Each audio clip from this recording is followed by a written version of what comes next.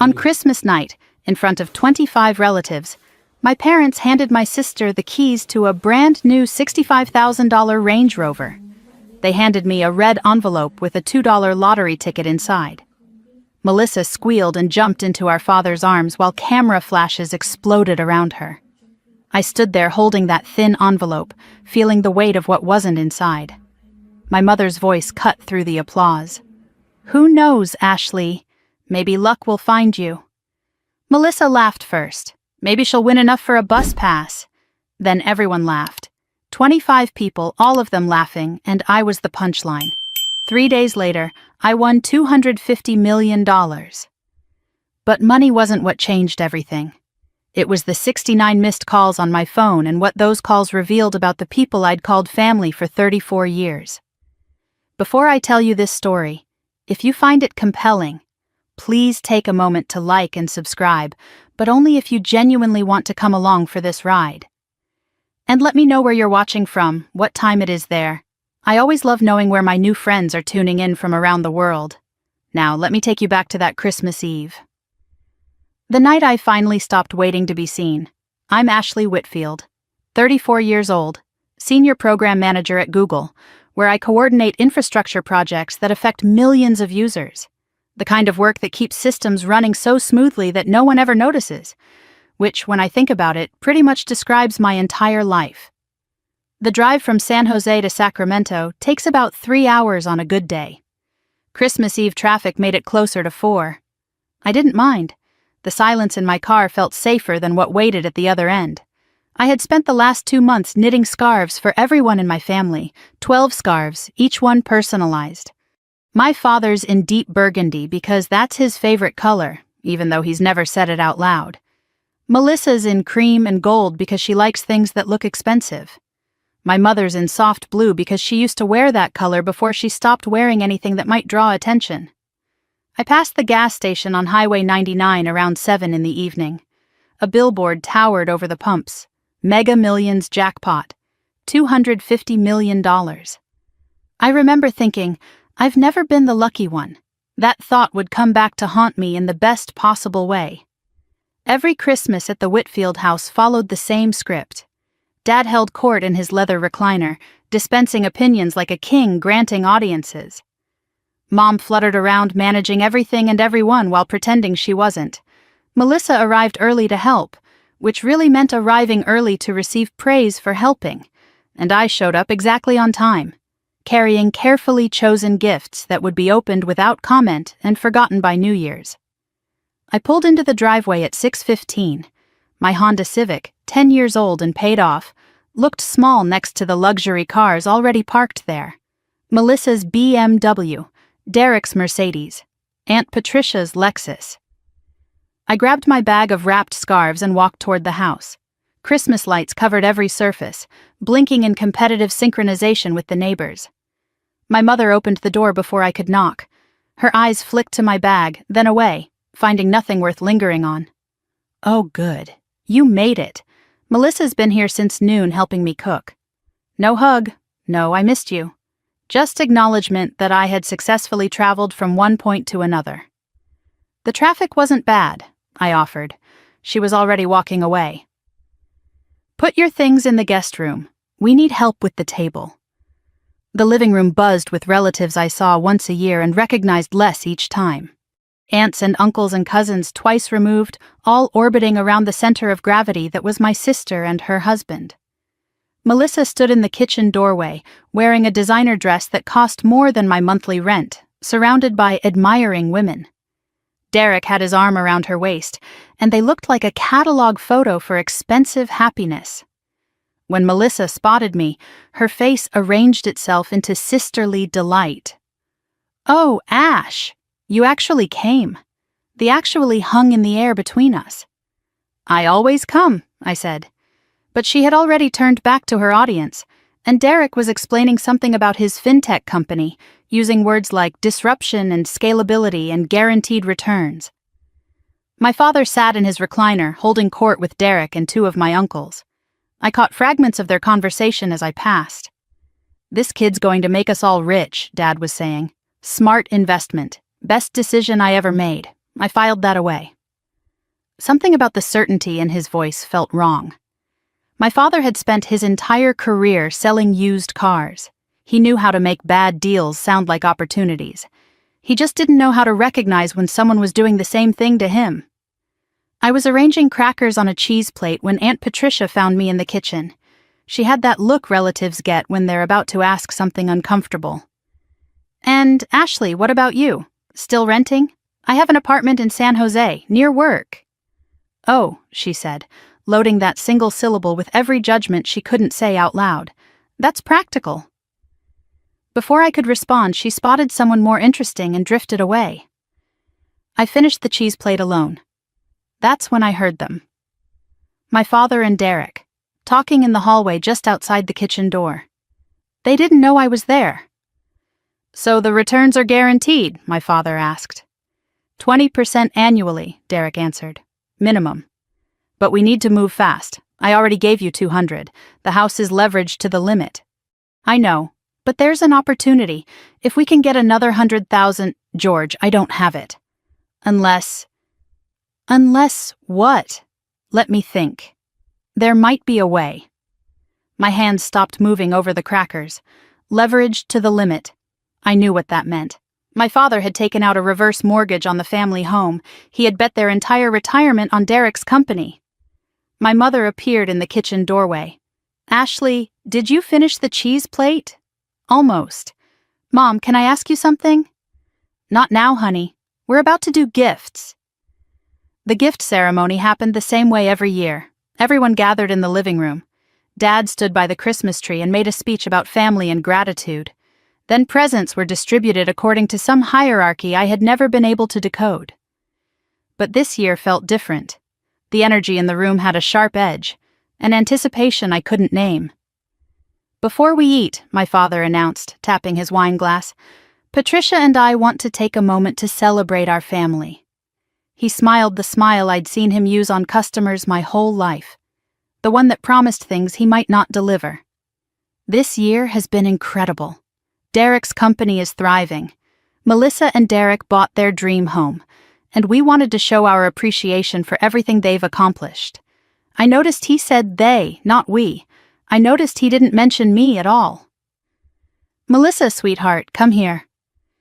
My sister glided forward, already tearful, already performing the surprise she clearly knew was coming. My mother handed her a small velvet box. Inside were car keys. In the driveway, my father said, his voice swelling with pride, "There's a brand new Range Rover, $65,000, for our golden girl." The room erupted. Applause, gasps, cameras appeared from purses and pockets. Melissa threw herself into our parents' arms, sobbing beautifully. Derek beamed like a man who had just closed a deal, which I realized he probably had. 25 people celebrated while I stood at the edge, holding a cheese plate no one had touched. Then my father's voice shifted. "And for Ashley." The room went quiet. Not excited quiet. Awkward quiet. My mother held out a red envelope. Standard Christmas card size. Thin. I set down the cheese plate and walked forward. Every step felt like wading through water. I took the envelope, opened it. A single lottery ticket fell into my palm. Mega Millions. $2. My mother's voice carried across the room, sweet as antifreeze. "Who knows? Maybe luck will find you, Ashley." My father chuckled. That's about right for her situation. Derek leaned back in his chair, smirking. "Luck's a long shot when you don't have the brains to back it up." Melissa covered her mouth, giggling. "Maybe she'll win enough for a bus pass." Laughter. 25 people laughing. My face burned. But somewhere deeper, something else was happening. Something cracking. Something breaking free. I looked at the ticket in my hand, looked at my parents, looked at the room full of people who saw nothing wrong with this moment. And I smiled. "Thank you," I said. "I'm sure this is exactly what I deserve." No one caught the edge in my voice. They never do. A thin voice cut through the fading laughter. "That's enough." Everyone turned. On a side table, propped up and forgotten, an iPad showed my grandmother Eleanor's face. She was joining by video call from her nursing home, and until that moment no one had paid her any attention. She was supposed to be background noise, a token gesture toward inclusion. But Eleanor Mitchell had never been background noise in her life. "George, Patricia," she said, her voice trembling with effort. "This is not how we raised you." My father's smile tightened. "Mother, please. It's just a joke." "It's not a joke. It's never been a joke." My mother was already moving toward the iPad. "Mom, you're tired. The nurse said you need rest." "I'm not tired," Eleanor said. "I'm ashamed." But Karen had already picked up the device. "We'll call you tomorrow. Merry Christmas." She reached for the button to end the call. In that last moment before the screen went dark, my grandmother's eyes found mine. Her lips moved, forming words I couldn't quite catch. It looked like the box. Remember the box? Then she was gone, and the room exhaled, and everyone moved toward the dining room like nothing had happened. But something had happened. I just didn't understand what yet. Dinner passed in a blur of small talk and forced cheer. I ate without tasting. Watched my family toast Derek's brilliant business mind. Watched Melissa post Instagram stories from her new car. Watched my mother pretend the gift ceremony had been perfectly normal. Watched my father avoid looking at me even once. By 9 o'clock I couldn't take any more. I hugged my mother at the door because that's what daughters do. Karen held me briefly, her arms stiff. "Drive safe. Text when you're home." My father didn't get up from his chair. "Merry Christmas, Ashley." "Merry Christmas, Dad." I walked to my car, the old Honda, 10 years old, paid off. I looked back at the house, blazing with Christmas lights, at Melissa's new Range Rover gleaming in the driveway, at everything I had never been given and everything I had stopped expecting. Then I got in my car and drove away. I stopped for gas at the same station on Highway 99. 11:43 at night, Christmas turning into the day after Christmas, and I was standing under fluorescent lights holding a $2 lottery ticket. "Maybe luck will find you." My mother's voice echoed in my head. I pulled out my phone, opened the lottery app, scanned the ticket. The screen loaded. My breath stopped. The numbers appeared, one by one, all 6 of them, matching. At the bottom of the screen, 2 words flashed in gold. Jackpot winner, $250 million. I read it again, and again. My hands began to shake. And somewhere in Sacramento, my phone was about to start ringing. I stood in that gas station parking lot for 17 minutes. I know because I watched the clock on my phone tick forward while the rest of my body refused to move. The fluorescent lights buzzed overhead. A truck pulled in, filled up, pulled away. The driver glanced at me sitting on the cold concrete beside my car and looked away. Just another woman having a bad night. He had no idea he was looking at someone holding a $250 million lottery ticket. 7, 14, 21, 35, 42, Megaball 9. I read the numbers out loud, whispering them to no one. Checked the ticket, checked the screen, checked the ticket again. All 6 numbers matched. Jackpot, $250 million. My hands trembled so violently I dropped the phone. The screen cracked against the pavement, but when I picked it up, the numbers were still there. Still matching. Still impossible. I tried to breathe and couldn't. Tried to stand and couldn't. Tried to think and found only static. The first coherent thought that broke through wasn't "I'm rich" or "I won." The first thought was, they gave me this ticket to humiliate me. The second thought was, and it's worth $250 million. Something between a laugh and a sob escaped my throat. I sat there until my legs stopped shaking. Then I got in my car and drove home. The drive back to San Jose should have taken 3 hours. I don't remember most of it. My hands gripped the steering wheel at 10 and 2, knuckles white, while my mind raced through implications I couldn't fully grasp. $250 million. Before taxes, that's what the jackpot said.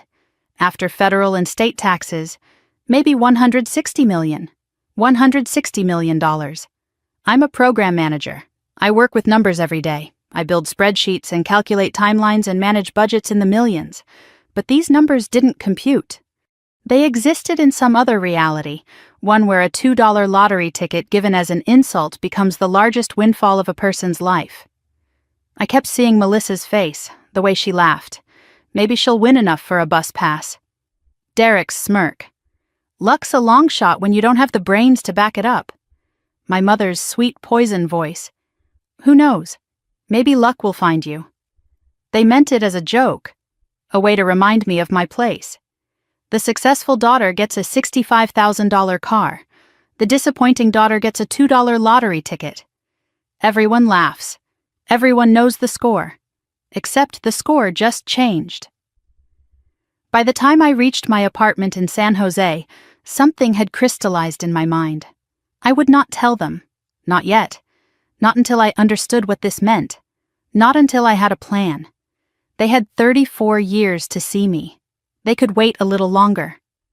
I didn't sleep that night. Instead, I sat at my kitchen table with my laptop and started researching. Lottery winners. What happens to them? The statistics were terrifying. 70% of lottery winners go broke within 5 years. Not 7%, 70. I read story after story. Family lawsuits, estranged relatives appearing with their hands out, friends turning into strangers, strangers turning into threats. One article was titled, "The Lottery Curse: Why Winning Ruins Lives." Another detailed a winner who was murdered by his own brother for the inheritance. A woman in Florida lost everything to a financial advisor who turned out to be running a Ponzi scheme. The phrase Ponzi scheme made me think of Derek and his guaranteed 20% returns. I pushed that thought aside. One crisis at a time, I made lists, created spreadsheets. This is what I do when the world feels out of control. I organize it into rows and columns until it makes sense. First priority, secure the ticket. I signed the back immediately, my name in permanent ink. Took photos from multiple angles.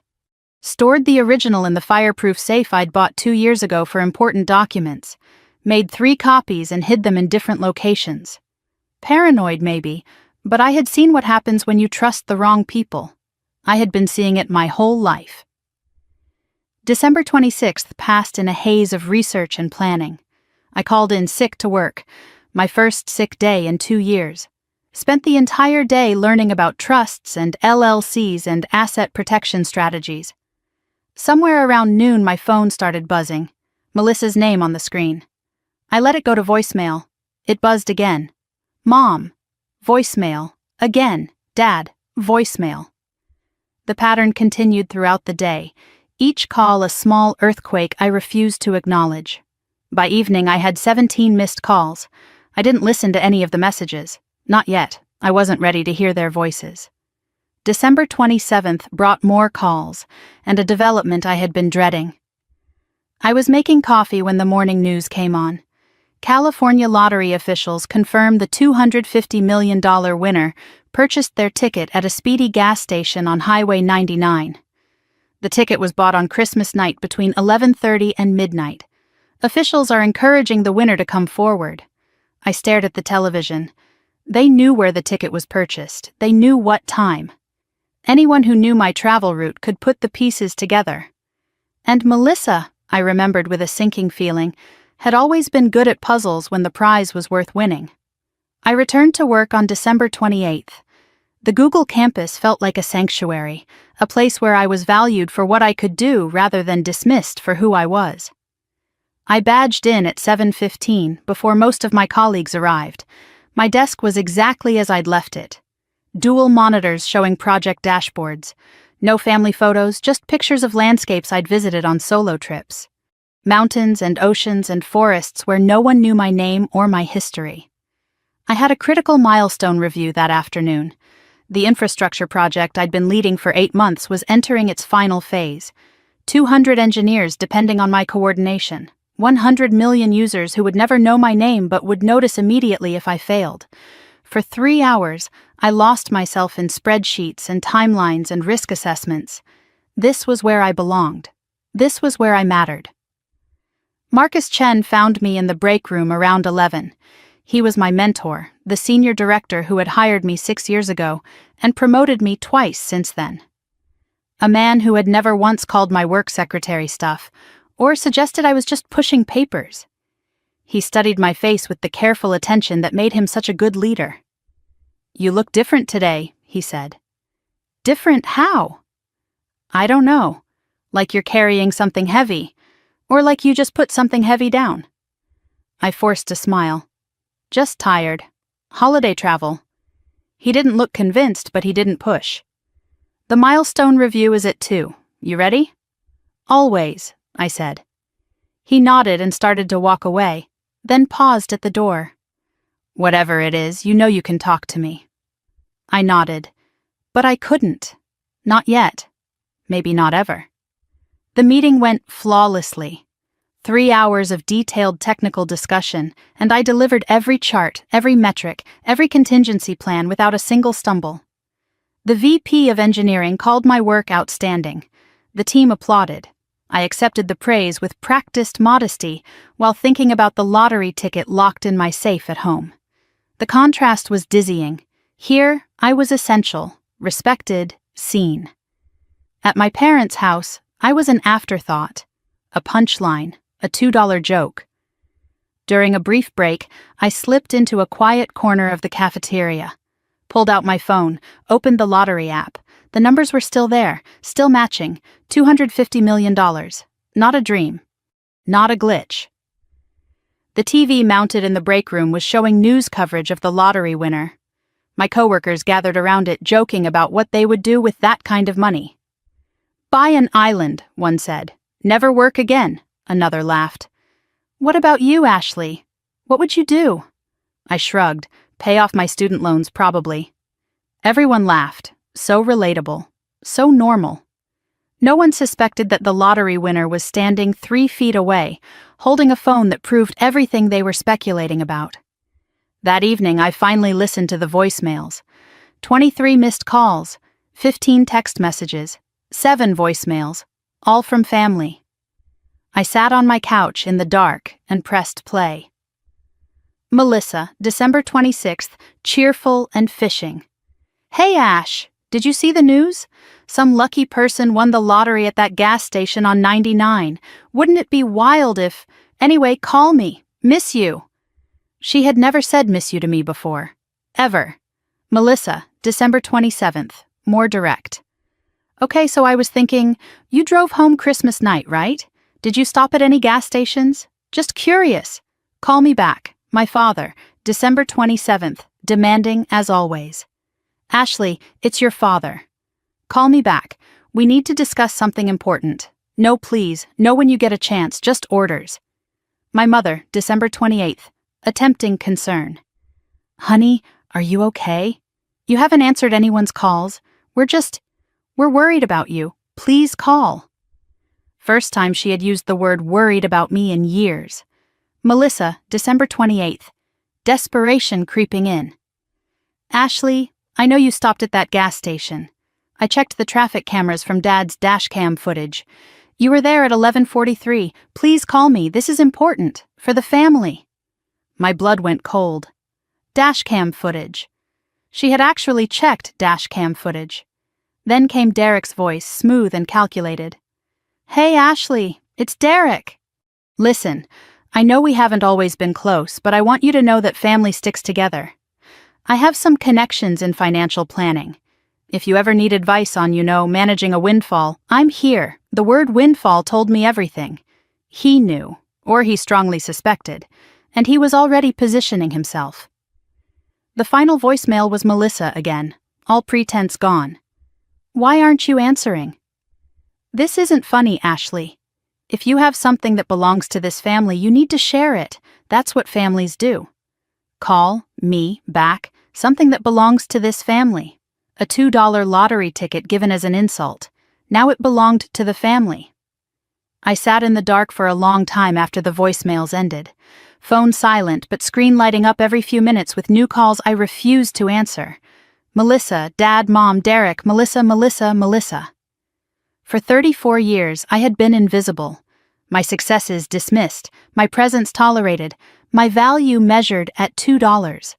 Now they wanted to talk about family, now they wanted to discuss what belonged to them. I thought about what I could do.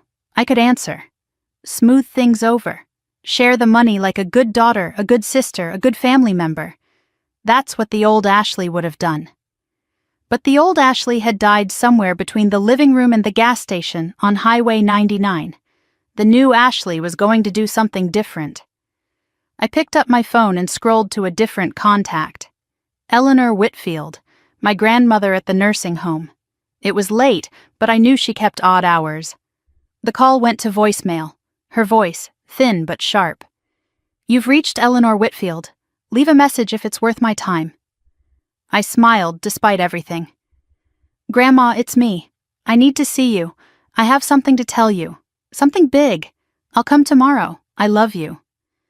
The next morning, I drove to the California Lottery headquarters. My lawyer met me in the parking lot. I had hired her the day before, a woman named Rebecca Chen who specialized in asset protection and had no connection to anyone in my family. "This is unusual," she said as we walked toward the entrance. "Most winners wait weeks before claiming. I don't have weeks. My family already suspects. Better to control the narrative than let them create their own." The claim process took 3 hours. Verification, paperwork, tax discussions, identity confirmation. At the end, an official looked at me with something like sympathy. "Would you like to remain anonymous? California allows winners to request privacy." I considered it. In some states, anonymity isn't an option. Here, I could hide. I could take the money and disappear and never face my family's reaction. But I thought about Melissa checking dashcam footage, about Derek positioning himself as a financial advisor, about my parents who had already decided the money belonged to them. They would find out eventually. They would come for me eventually. Better to face it head on. "No," I said, "make it public." The official looked surprised. "Are you sure?" "Most people—" "I'm sure. I want everyone to know exactly who won." By noon, the California Lottery had issued a press release. Ashley Whitfield, 34, San Jose resident, claims $250 million Mega Millions jackpot. They used my professional headshot from Google, the one where I look competent and serious and nothing like the invisible daughter my family had always seen. By 12:15, it was on every news site in California. By 12:30, national news had picked it up. I was driving to the nursing home to see Eleanor when my phone exploded. I pulled over and looked at the screen. 47 missed calls from Melissa, 15 from my father, 6 from my mother, and 1 text from Derek. "We need to meet. I have information about your family you don't know. Information that could destroy them or save them. Your choice. Tomorrow, noon. Cafe Strata in Berkeley. Come alone." I stared at the message. He wasn't asking for money anymore. He was threatening. What did he know that I didn't? What leverage did he think he had? I pulled back onto the road and continued toward the nursing home. Whatever Derek had to say could wait. Right now, I needed to see the one person who had seen me before I was worth $250 million. The one person who had tried to speak up at Christmas when no one else would. The one person who had mouthed something about a box and told me to remember. I was about to find out what she meant, and it was going to change everything I thought I knew about my family. The nursing home smelled like antiseptic and artificial flowers. I walked through corridors painted in colors meant to be cheerful but only managed to look tired. Sunrise Senior Living. The name promised something it couldn't deliver. Residents sat in wheelchairs along the hallways, parked like forgotten luggage. Staff members rushed past without making eye contact. This was where my family had put Eleanor. This was where they expected her to spend her final years. I found room 114 at the end of a long hallway. The door was slightly open. Inside, my grandmother sat in her wheelchair facing a small window that overlooked the parking lot.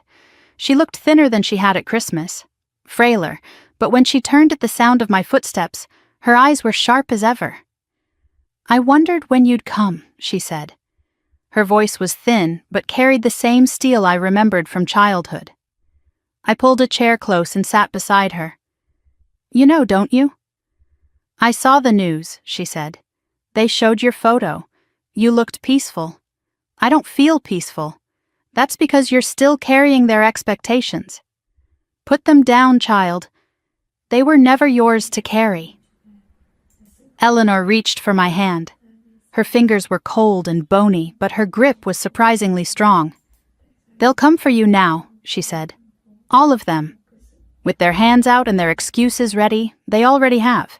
69 missed calls. She laughed, a dry sound like leaves scraping pavement. Only 69, give it time. Then her expression shifted, becoming serious. Your grandfather left you something. Did you get my message? About the box? I saw you mouth something on the video call, I said. But Mom cut the connection before I could understand. Of course she did. Eleanor's lips pressed into a thin line. Karen has always been good at silencing inconvenient truths. Come back tomorrow. I'll have it ready. Harold wanted you to have it. Only you. Harold, my grandfather. He had died 10 years ago when I was 24. I remembered him as a quiet man with rough hands who taught me how to plant tomatoes and never once made me feel invisible. What is it? I asked. What did he leave me? Tomorrow, Eleanor said. Some things need proper time. For now, just know that he saw you, Ashley. He always saw you, even when no one else did. Her hand squeezed mine, and I felt something I hadn't felt in a long time. The warmth of being recognized, of being known. I sat in my car in the nursing home parking lot for almost an hour, working through the voicemails I had been avoiding. 69 messages. I organized them chronologically, listening to my family's transformation from curious to suspicious to desperate to entitled. The early messages were fishing expeditions. Melissa on December 26th, voice bright and casual. Hey Ash, did you see the news about that lottery winner? Crazy, right? My mother on the same day, tentative. Hope you got home safe, honey. My father, brief and dismissive. Call when you can. By December 27th, the tone had shifted. Melissa again, this time probing. So I was calculating drive times. You would have passed that gas station around 11:45, right? Derek, smooth as oil. Hey, just reaching out. Family should stay connected. My father, irritated now. Why aren't you answering your phone? Then came December 28th, after Melissa discovered the dash cam footage. Her voice had turned electric with certainty. I knew it. I knew you stopped there. Ashley, call me right now. My mother crying, please, honey, we just want to talk. My father, cold as a closing door. This isn't a game. You owe us a conversation. After the public announcement, their messages became something else entirely. Melissa, furious. How dare you go public without telling us first? We're your family, my father calculating. We need to discuss how this affects everyone, not just you. Derek, barely containing his greed. Ashley, let's be smart about this. I have financial expertise. We should partner. One voicemail stood out from all the others. Melissa, December 28th, late evening. She must not have realized the recording was still going when she started talking to someone in the background. I heard Derek's voice first. She can't keep it all. That's not how family works. Your parents invested in us. She owes them. Then Melissa, confident and dismissive. I know. Don't worry. She's always been a pushover. She'll share. Derek again, urgent now. She better. We need that money. The company needs that money. Your dad needs... The message cut off. I played it 3 times. She's always been a pushover. The words burned, but they also clarified something I had suspected for years. They didn't want to reconnect. They wanted to collect. I was not a person to them. I was a resource. A problem to be managed. An obstacle between them and what they believed they deserved. I screenshot the voicemail timestamp and saved it to a folder I labeled Evidence. Then I drove home and slept better than I had in days. There's a strange peace that comes from finally understanding where you stand. December 30th started like any other workday. I arrived at Google before 8, badged through security, walked to my desk through corridors that felt more like home than my parents' house ever had. But today the whispers were louder. The glances lingered longer. News had spread. Ashley Whitfield, lottery winner, works at Google. I felt eyes on me everywhere I went. Some people avoided me, suddenly awkward, not knowing what to say. Others who had never spoken to me before were suddenly warm, suddenly interested, suddenly eager to be friends. I noted who fell into which category, filed it away for later. Marcus found me in the break room around 10, pouring coffee I didn't really need.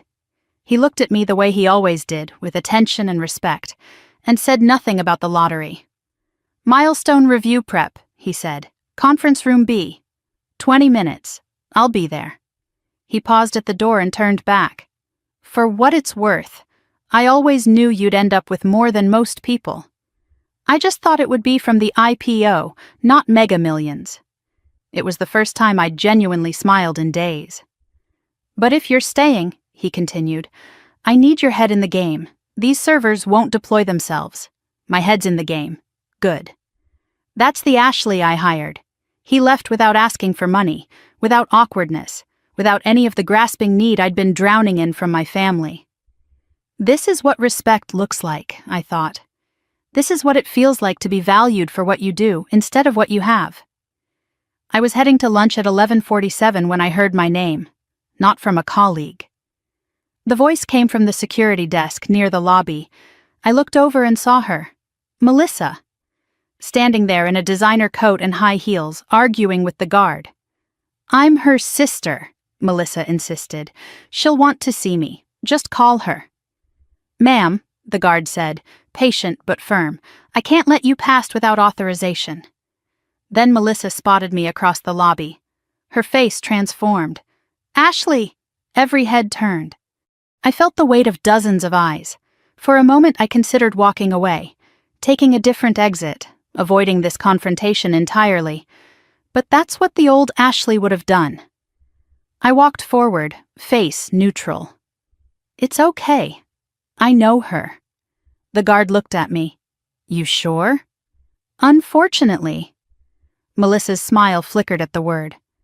I led her to a seating area near the lobby entrance, public enough for witnesses, private enough for conversation. Melissa sat down, crossed her legs, and arranged her face into an expression of wounded sisterhood. "You've been ignoring my calls. I've been busy. Too busy for family? Apparently not," I said. "You're here." She leaned forward, and I watched her shift tactics in real time. The way her voice softened, the way her eyes widened. "Look, I know things have been complicated between us. But this is a chance to bring us all together. Mom and Dad are struggling. Derek's company hit a rough patch. We could use help." "Help," I repeated. "Financial help," she clarified. "A loan, an investment, whatever you want to call it. How much?" She blinked, surprised by my directness. "Well, Derek's company needs about $2 million to get through this quarter. And Mom and Dad's mortgage situation?" "What mortgage situation?" Something flickered in her eyes. Calculation behind the sisterly mask. "You don't know?" "Dad took out a reverse mortgage, invested in Derek's company. If the company fails, they lose the house." I kept my face blank even though I already knew this.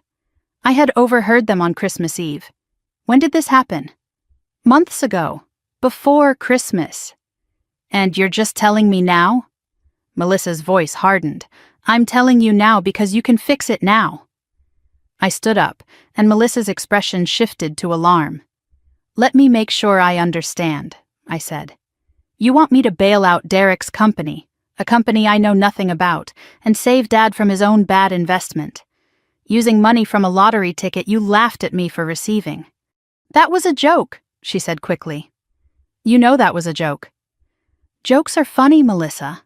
That wasn't funny. It was a message. And I received it." Her mask cracked. "You're really going to hold a grudge over a stupid lottery ticket?" "I'm not holding a grudge. I'm holding a boundary." "A boundary?" She laughed, high and brittle. You've never had boundaries in your life. You've always just taken it. Whatever we gave you, whatever scraps. You smiled and said thank you. The words hit exactly where she intended. But I didn't flinch. You're right, I said. I did. For 34 years. I'm done. Her voice dropped. Ashley, I'm pregnant. The words hung between us. 12 weeks. I just found out. Derek doesn't even know yet. I searched her face for manipulation. Found fear underneath. Real fear. Congratulations, I said, and meant it. I can't raise a baby if we're bankrupt, she continued. I can't lose my house. I can't. Her voice cracked. First real emotion. I softened slightly. I'm sorry you're scared, but I can't write a check to make your problems disappear. That's not help. That's enabling. That's what family does, she insisted. No, Melissa, that's what I used to do. That's over now. A security guard approached. Everything okay here? My sister was just leaving. Melissa stood, grabbing her purse. You're going to regret this. You can't just abandon us. I'm not abandoning anyone. I'm just not rescuing everyone either. She walked toward the exit, then turned back for one final shot. Dad's coming to see you. Tonight. He's already on his way. Then I'll be ready. You think you're strong now? You think money makes you powerful? It doesn't. It just makes you a target. She pushed through the glass doors and disappeared. I returned to my desk, sat down, and opened my project dashboard. Milestone review in 45 minutes. I had a job to do. The meeting went perfectly. 3 hours of technical discussion, problem-solving, strategic planning.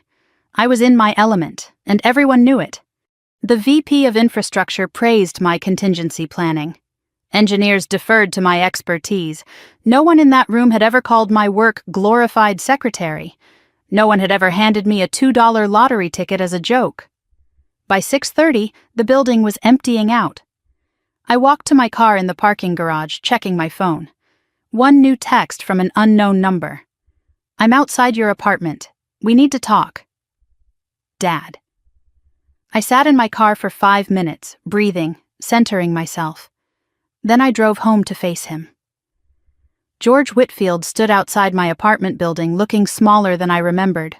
Older, grayer. His shoulders hunched against the evening chill. This was not the commanding patriarch from Christmas. This was a man who had run out of options.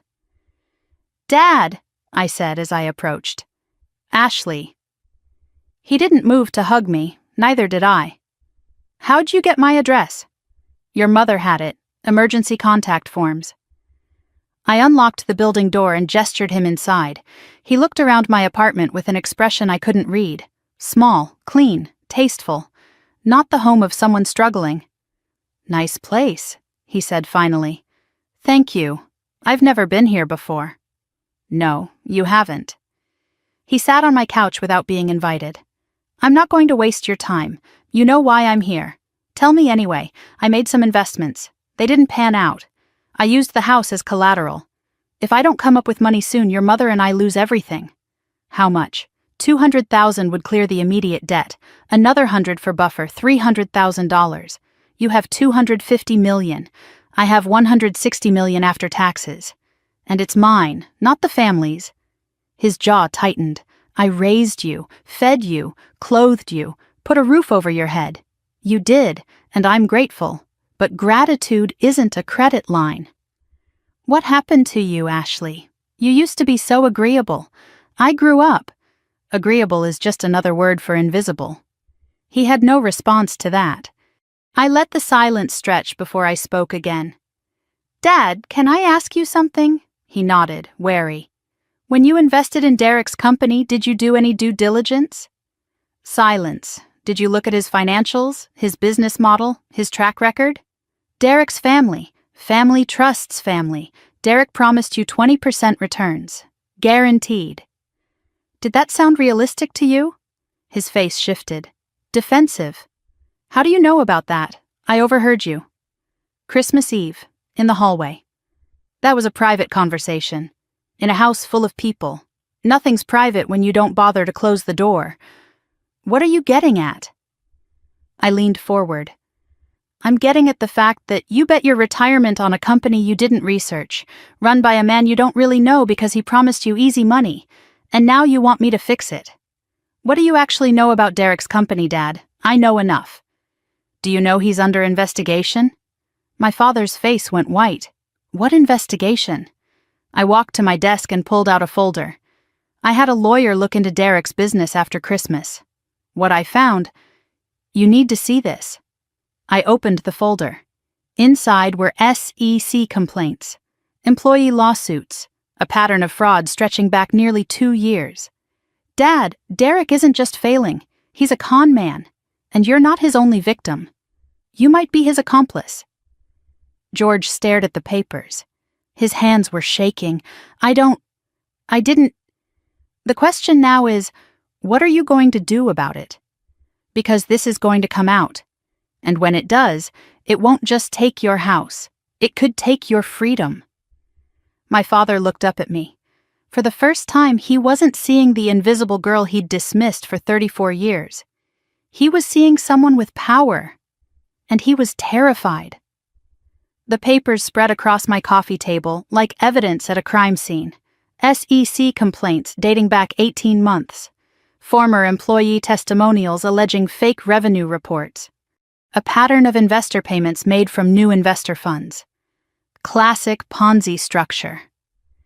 My father sat on my couch, reading through the documents with trembling hands, and I watched 30 years of arrogance crumble in real time. "This has to be a mistake," he said.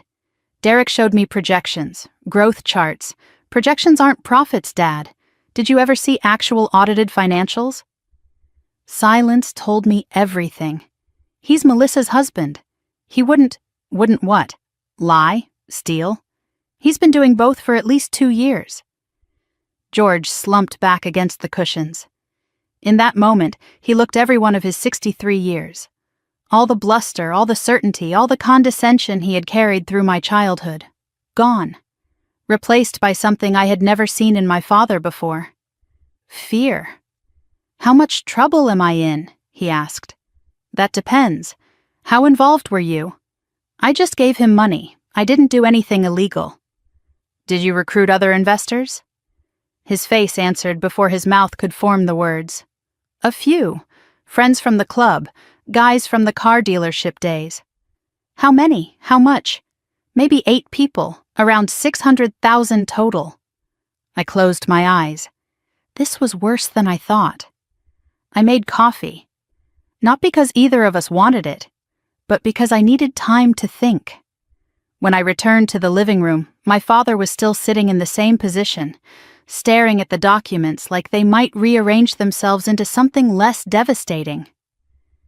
"Tell me everything," I said, "from the beginning." He didn't look up. Just started talking, his voice flat and distant. 2 years ago, Derek approached me with an investment opportunity, promised 20% annual returns. Guaranteed.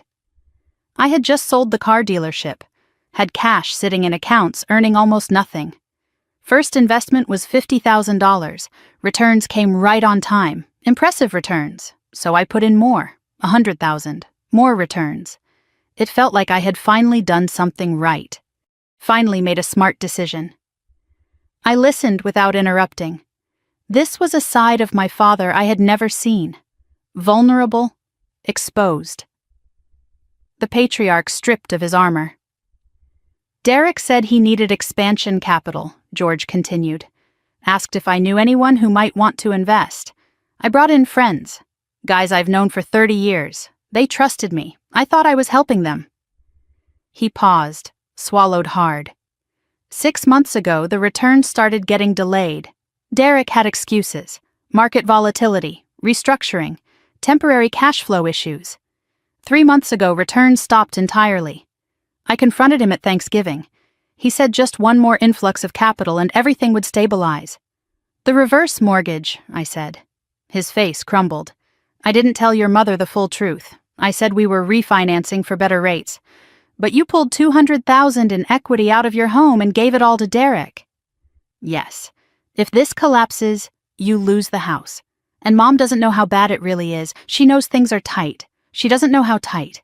You've been lying to her. I've been protecting her. Those aren't the same thing, Dad. He had no response. I thought about my mother, going about her daily routine, worrying about small expenses while her husband gambled their retirement on a con man's promises. She deserved to know the truth. But that wasn't my secret to tell. Not yet. Dad, if you recruited investors for a fraudulent scheme, you could be considered a co-conspirator, even if you didn't know it was fraud. I didn't know, he insisted. The law doesn't always care about what you knew. It cares about what you did. The color drained from his face.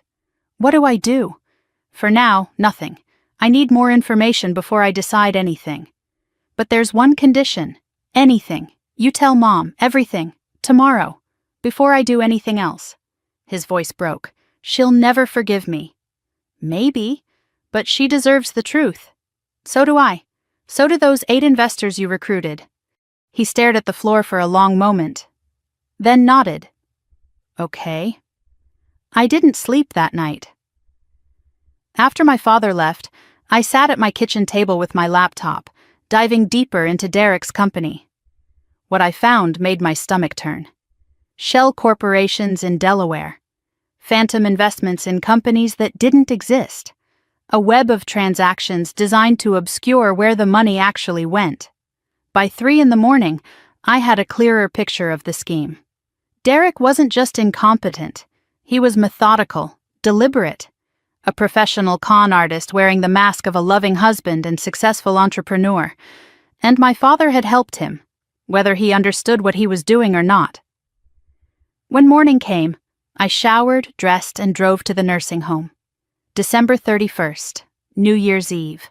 The last day of a year that had brought me a $250 million lottery win, and the revelation that my family was even more broken than I had imagined.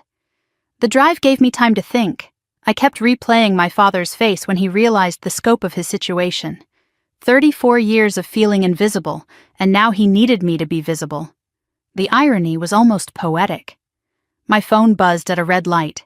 Messages from Melissa still ignored, a text from my mother asking me to call, and underneath those, an email notification. From the nursing home. Subject line, account status, urgent. I pulled into the Sunrise Senior Living parking lot and went straight to the front desk. I'd like to review my grandmother's account, I said. Eleanor Whitfield, room 114. The receptionist typed something into her computer and frowned. Are you on the authorized list? I should be. Ashley Whitfield. Granddaughter. More typing. Actually, you're listed as emergency contact but not for financial access. Who is listed? George Whitfield, primary responsible party. I took a breath. Can you tell me if the account is current? She shifted uncomfortably. I really shouldn't. Please. I'm concerned about my grandmother's care.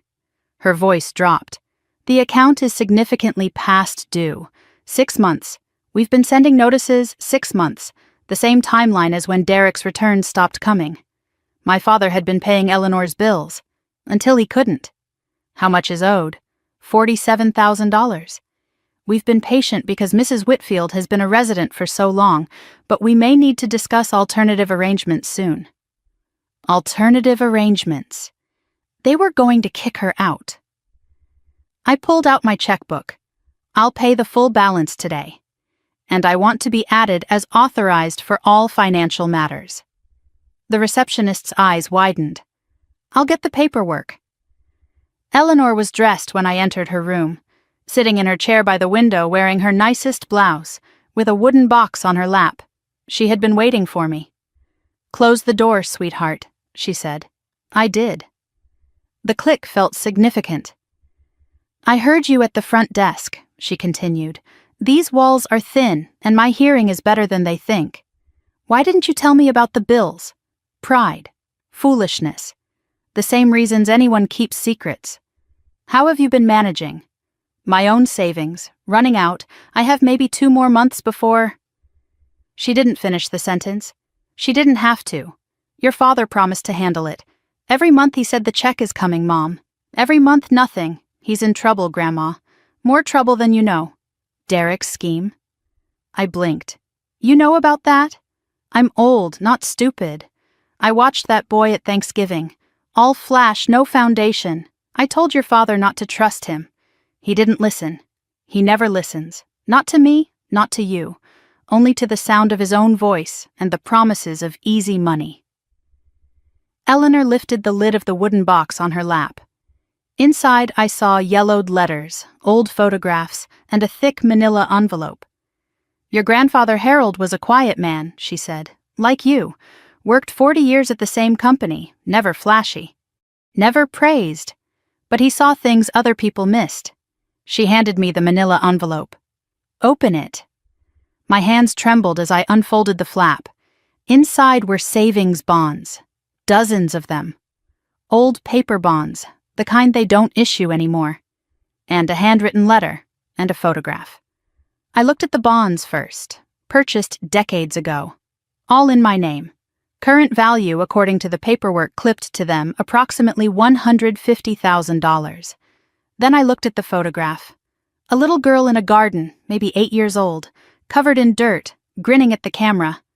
An older man beside her, equally dirty, equally happy. Me and Grandpa Harold. The summer I learned to plant tomatoes. I turned the photo over, his handwriting on the back. The quiet ones see everything. Trust this one. I unfolded the letter with trembling hands. Harold's handwriting was precise and careful, the penmanship of a man who took his time with important things. To my granddaughter Ashley, the letter began.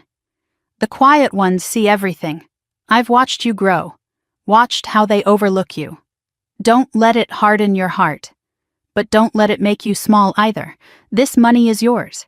I didn't tell your father because he would have found a way to spend it. Use it for yourself. Build something that's yours. Trust yourself. You've always been the strong one, even when no one else could see it. I read it twice, then a third time. Tears I didn't expect fell onto the paper. Harold had died 10 years ago, but his words felt like an embrace reaching across time and death. He left you the bonds because he knew, Eleanor said softly. Knew your father couldn't be trusted with money. Knew your mother would defer to whatever George wanted. Knew Melissa would always be the favorite. He wanted you to have something that was just yours. Why didn't you give this to me sooner? Harold's instructions, when she needs it most. She paused. I think that time is now. Eleanor reached back into the box and pulled out a faded document. A loan agreement, dated 30 years ago. Do you know how your parents bought their house? A mortgage, I said. Like everyone else. The down payment. Where do you think that came from? I shook my head. I had never thought about it. Harold, she said, $100,000. When you were 4 years old. I stared at the document. My grandfather had given my parents the money to buy their home. Terms were simple. Repay when the house was paid off. Your parents' house was paid off 8 years ago. George never repaid a penny. When Harold brought it up, your father got angry, said he didn't need to be reminded of his debts. They didn't speak for 2 years before Harold died. I remembered that silence. The way Grandpa stopped coming to family dinners. The way no one explained why. Now I understood. Your father takes money, Eleanor continued. Makes promises, never follows through. Derek learned from the family master. Or maybe George saw himself in Derek. Either way, a pattern. Financial irresponsibility spanning generations. I'm telling you this because you need to understand something, Eleanor said. What? Your father will ask you to save him. He'll make it about family, about duty, about what you owe. I know. You don't owe him anything. Harold didn't leave you this money so you could give it to George. He left it so you could be free of George. What about you, Grandma? Your bills. She smiled. I'd never say no to help from my favorite granddaughter. But only if you want to. Only if it's your choice. Not guilt, not obligation, choice. I already paid them. The full balance. Her eyes widened. Before I even saw what was in this box. Before I knew about the bonds or the letter. You did that for me? I did it because it's right. Tears slid down her weathered cheeks. You really are Harold's granddaughter. I took her hand. What do I do now, Grandma? Find the middle path. There's always a middle path. Protecting them from consequences isn't love. It's enabling. But destroying them isn't justice either. Then what is? That's for you to decide. Just don't let their failures become your prison. I was in the nursing home parking lot when my phone rang. My mother's number. I answered. Ashley, he told me. About the house, about Derek, about all of it. How are you? A long pause. I don't know. I thought I knew our finances. I thought I knew our life. I don't know anything. It was the first honest conversation I had ever had with my mother. I should have paid more attention, she continued, but your father always handled money. He said it was better that way. You couldn't have known. I should have. A wife should know. A mother should... She broke off, crying. I'm sorry, Ashley. I'm sorry for everything. The lottery ticket. The jokes. The way we've treated you. It was the first apology I had ever received from either parent. I let it sit there between us, neither accepting nor rejecting. He's talking about going to Derek, she said, demanding answers. I'm scared of what might happen. Derek's not going to give answers, I said. He's going to run. What do? We get ahead of him. I have a lawyer. Let me handle this. Ashley, she said quietly, I don't deserve your help. Maybe not. But Grandma does. And right now, helping her means dealing with this.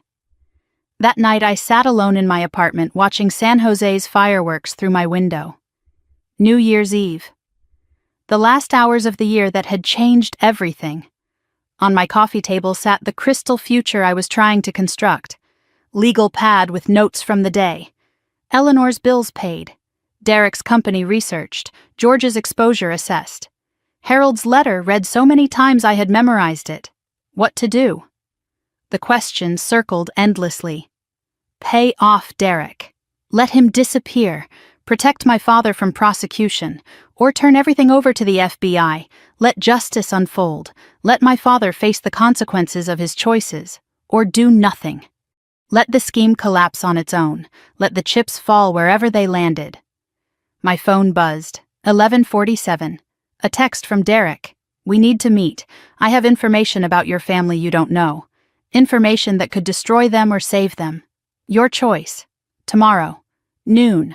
Cafe Strata in Berkeley. Come alone. I stared at the message. He was no longer asking. He was threatening. What did he know that I didn't? What leverage did he think he had? Outside, fireworks exploded across the city, gold and silver spelling out the new year. Inside, I typed a response. I'll be there. Sent it. Set the phone down. Picked up Harold's letter and read the last line again. You've always been the strong one, even when no one else could see it. Time to prove it, I whispered to the empty room. The clock struck midnight. A new year began. And somewhere out there, Derek was preparing his next move. He didn't know I was preparing mine.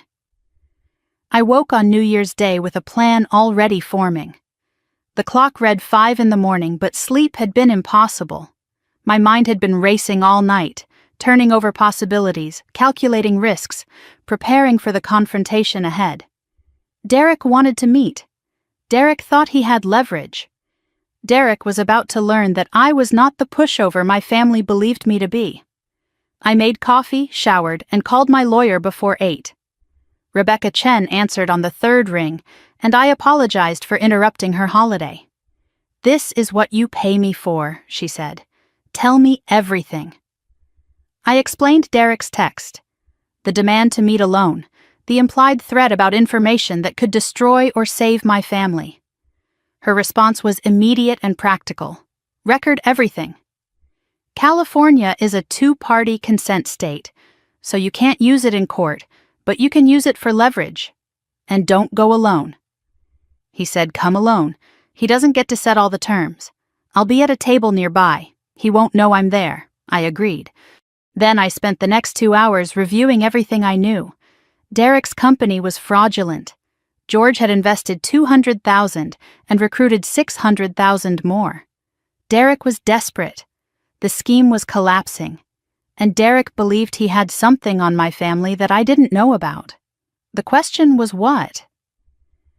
Cafe Strata sat on a quiet corner in Berkeley, the kind of place where graduate students nursed single cups of coffee for hours while writing dissertations. I arrived at 11:45, 15 minutes early. Rebecca was already there, seated in a corner with her laptop open, looking like any other remote worker killing time. Our eyes met briefly.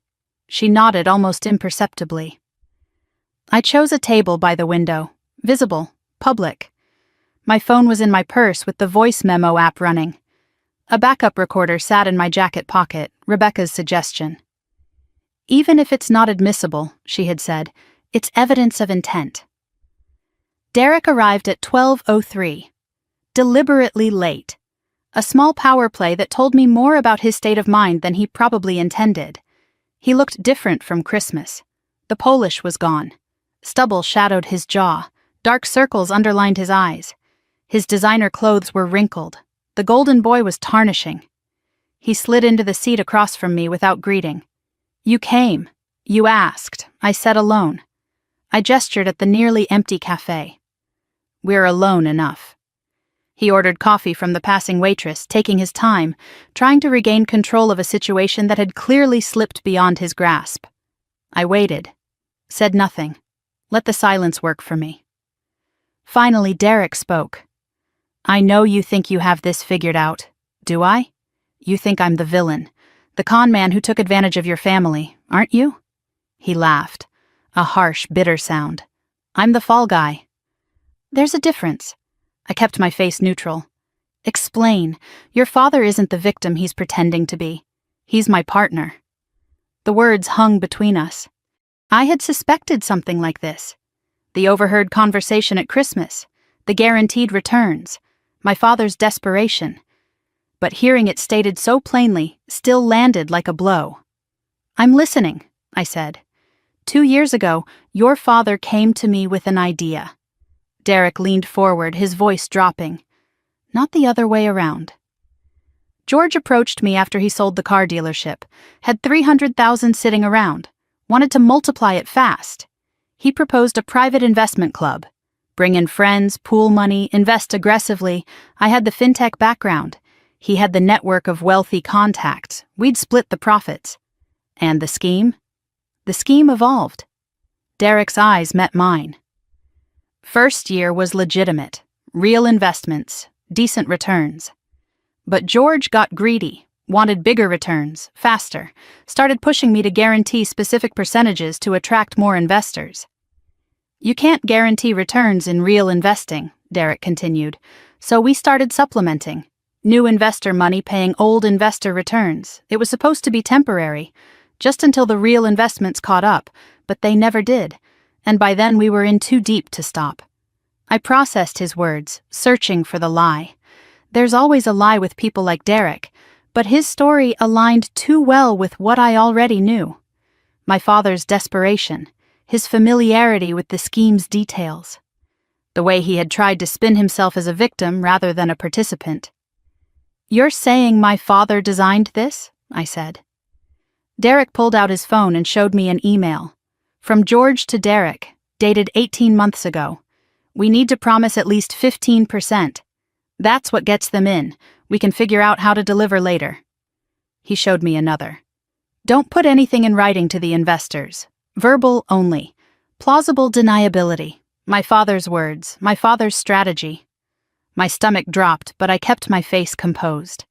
Why are you showing me this? Because when this collapses, and it will collapse probably within weeks, I'm not going down alone. What do you want? $2 million. Cash. Untraceable. I disappear. Start over somewhere else. And I take all the evidence of George's involvement with me.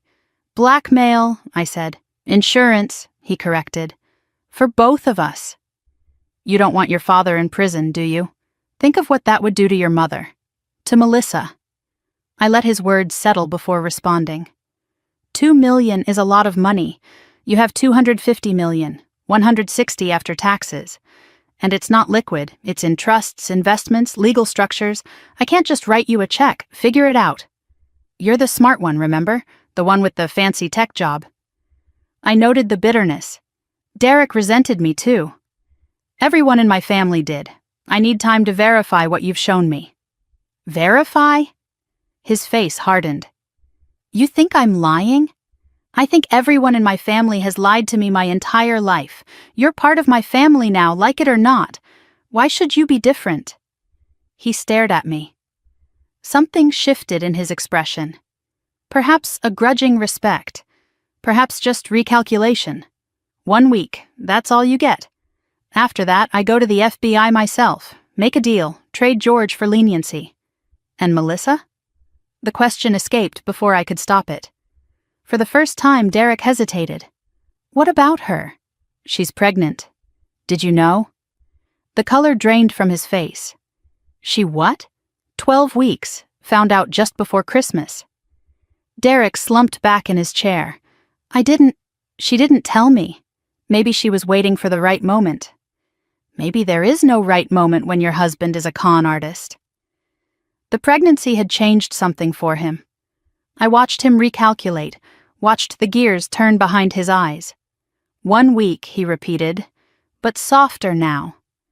And if I need more time? Then you call me. We talk, like adults. It was the first reasonable thing he had said.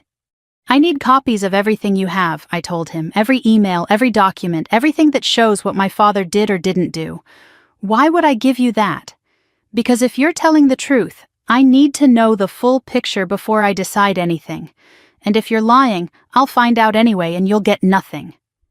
He considered this for a long moment. I'll send you a secure link. Tonight. Everything I have. And you don't contact my family in the meantime. No calls to Melissa. No threats to George. You wait. What about the money? I'll have an answer for you in 1 week. I stood, picked up my purse with the recorder still running. One more thing, Derek. What? If you're lying to me, if you're trying to use doctored evidence to extort money, I will find out. And I won't be writing you a check. I'll be hiring investigators. The kind you can't hide from. He met my eyes. I'm a lot of things, Ashley, but I'm not making this up. Your father is not who you think he is. Rebecca met me in the parking lot. I climbed into her car, and the moment the door closed, I felt the adrenaline crash hit. My hands started shaking. You did great, she said, handing me a bottle of water. Breathe. You did great. Did I? I feel like I just made a deal with the devil. You bought time. That's what matters right now. She waited while I collected myself. If those emails are authentic, she said carefully, your father has significant exposure. How significant? Wire fraud, securities fraud. If he recruited investors across state lines, potentially federal charges. Prison? Possible. Likely, actually, depending on how much money we're talking about and how many victims. I stared out the window at the Berkeley Street, watching normal people walk by with their normal problems. My father in prison. Part of me thought he deserves it. Another part thought he's still my father. There's another possibility you should consider, Rebecca said. What? Cooperation. If your father goes to the authorities first, admits his role, helps them build a case against Derek, he might get a reduced sentence, maybe even avoid prison entirely. Turn himself in. It's not as dramatic as it sounds. White-collar cases often reward cooperation. The FBI wants the architect, not the builder. If Derek designed this, and your father was just greedy and stupid, there's room to negotiate. I filed this away. I need to verify those emails first. Make sure Derek isn't playing me. I know a forensic accountant. And a digital forensics expert. They can authenticate the documents once Derek sends them. How much? About $50,000 for a full investigation. I almost laughed. A week ago, that was my annual savings. The secure link arrived at 8:47 that evening. An email from Derek with nothing but a URL and a password. I sat at my kitchen table, laptop open, cursor hovering over the link. This is Pandora's box, I thought. Once I open it, I can't unsee what's inside. I clicked. The folder contained 147 emails between Derek and George spanning 22 months. Financial spreadsheets showing investor names, amounts, dates, recorded phone calls, bank transfer records, and a document that made my blood run cold. Whitfield Investment Partners Operating Agreement. Dated January 2 years ago. George Whitfield and Derek Lawson, equal partners. Purpose: to pool and invest capital from qualified investors. My father's signature at the bottom, unmistakable. I had seen it my whole life. This wasn't Derek pulling George into a scheme. They built it together. I read the emails for hours. George in March 2 years ago told the Henderson family we're fully invested in tech startups. They're in for $75,000. Nice work. Derek in April. Returns are behind. We need to pull from the new investments to cover. George responding, do it. They won't know the difference. Just keep the statements looking good. George in September. My daughter Melissa has been asking questions. Told her to mind her own business. Women and money, you know how it is. I read that last line 3 times. My jaw tightened with each repetition. Then I played the phone recordings. My father's voice, unmistakable. The key is confidence. People invest in confidence, not numbers. Act like you know what you're doing and they'll give you anything. Derek laughing. You should write a book. George chuckling back. Maybe I will. Call it The Art of the Friendly Deal. I stopped the recording, sat in silence for a long time. My father wasn't a victim. My father wasn't even just complicit. My father was a thief, a liar, a con man. Everything he had told me was a performance, designed to make me feel sorry for him, to manipulate me into saving him. Again. I thought about Christmas night, the $2 lottery ticket, the laughter. My father had handed me that ticket knowing what he had done, knowing he was drowning in fraud. And still he dismissed me. Still he made me feel small. What kind of person does that? The answer came clear and cold. The kind of person George has always been. I just didn't see it clearly until now. Midnight came and went. January 2nd now. I sat in the dark, laptop glowing. Evidence of my father's crimes spread across my screen. Options spun through my mind. Pay Derek off. Let him disappear. Protect my father from the consequences he deserved. Or turn everything over to the FBI. Let justice take its course. Let my father face what he had done. Or confront George with the evidence. Force him to confess. Give him one chance to do the right thing. My phone buzzed. 1:17 in the morning. Melissa. I hesitated, then answered. Her voice came through raw from crying. He's gone. Derek's gone. What do you mean gone? I came home and his closet was empty. His passport's missing. Our joint account has $500,000 missing. He left a note. My blood ran cold. What did it say? Her voice broke. It said, I'm sorry. Ask your sister to explain. Ashley, what is going on? What does he mean, ask my sister? I closed my eyes. Derek hadn't waited a week. He had taken what he could and run. And now I had to tell Melissa everything. I grabbed my keys and ran to my car. Melissa was still on the phone, her voice breaking between sobs and questions I couldn't answer yet. I'm coming, I told her. Don't call anyone else. Don't call Mom and Dad. Wait for me. I don't understand, she kept saying. Why would he leave? Why would he say to ask you? I'm coming. Just wait. The drive from San Jose to Sacramento takes 3 hours in daylight. At 1:30 in the morning, I made it in 2.5. Highway 99 stretched out dark and empty ahead of me. The same road where I had bought the lottery ticket. The same road that had started all of this. My mind raced faster than the car. Derek ran. Took $500,000. Left Melissa with nothing. Left a note pointing at me. He was making me the villain in her story. Of course he was. That's what liars do when they're cornered. They deflect, they blame. They make someone else responsible for the wreckage they created. What was I going to tell her? Everything. The emails. George's involvement. The whole ugly truth. How do you tell your sister that her husband is a con man, and her father is his partner. How do you tell a pregnant woman her entire life is built on fraud? I gripped the steering wheel tighter and kept driving. The truth. You tell her the truth. Even when it hurts. Especially when it hurts. Melissa and Derek's house sat in an upscale Sacramento suburb, the kind of neighborhood where lawns were manicured and cars were expensive, and everyone pretended their lives were perfect. I pulled into the driveway at 4:15 in the morning. The house was lit up like a beacon, every window blazing. Melissa hadn't slept, neither had I. I grabbed my laptop and walked to the front door. It opened before I could knock. Melissa stood there looking like something had broken inside her. Mascara streaked down her cheeks. Her hair was wild. She was still wearing the clothes from yesterday, wrinkled now, disheveled. This wasn't the polished, perfect sister from Christmas. This was someone whose world had collapsed while she slept. "You came," she said. "Of course I came." We stood there for a moment, two sisters who had spent 30 years as strangers, and something shifted between us. Not forgiveness, not yet, but recognition. I stepped inside and she closed the door behind me. The house showed evidence of Derek's hasty departure everywhere I looked. Closet doors hanging open, drawers pulled out, empty spaces on shelves where things used to be. Melissa walked through the wreckage like a ghost haunting her own life.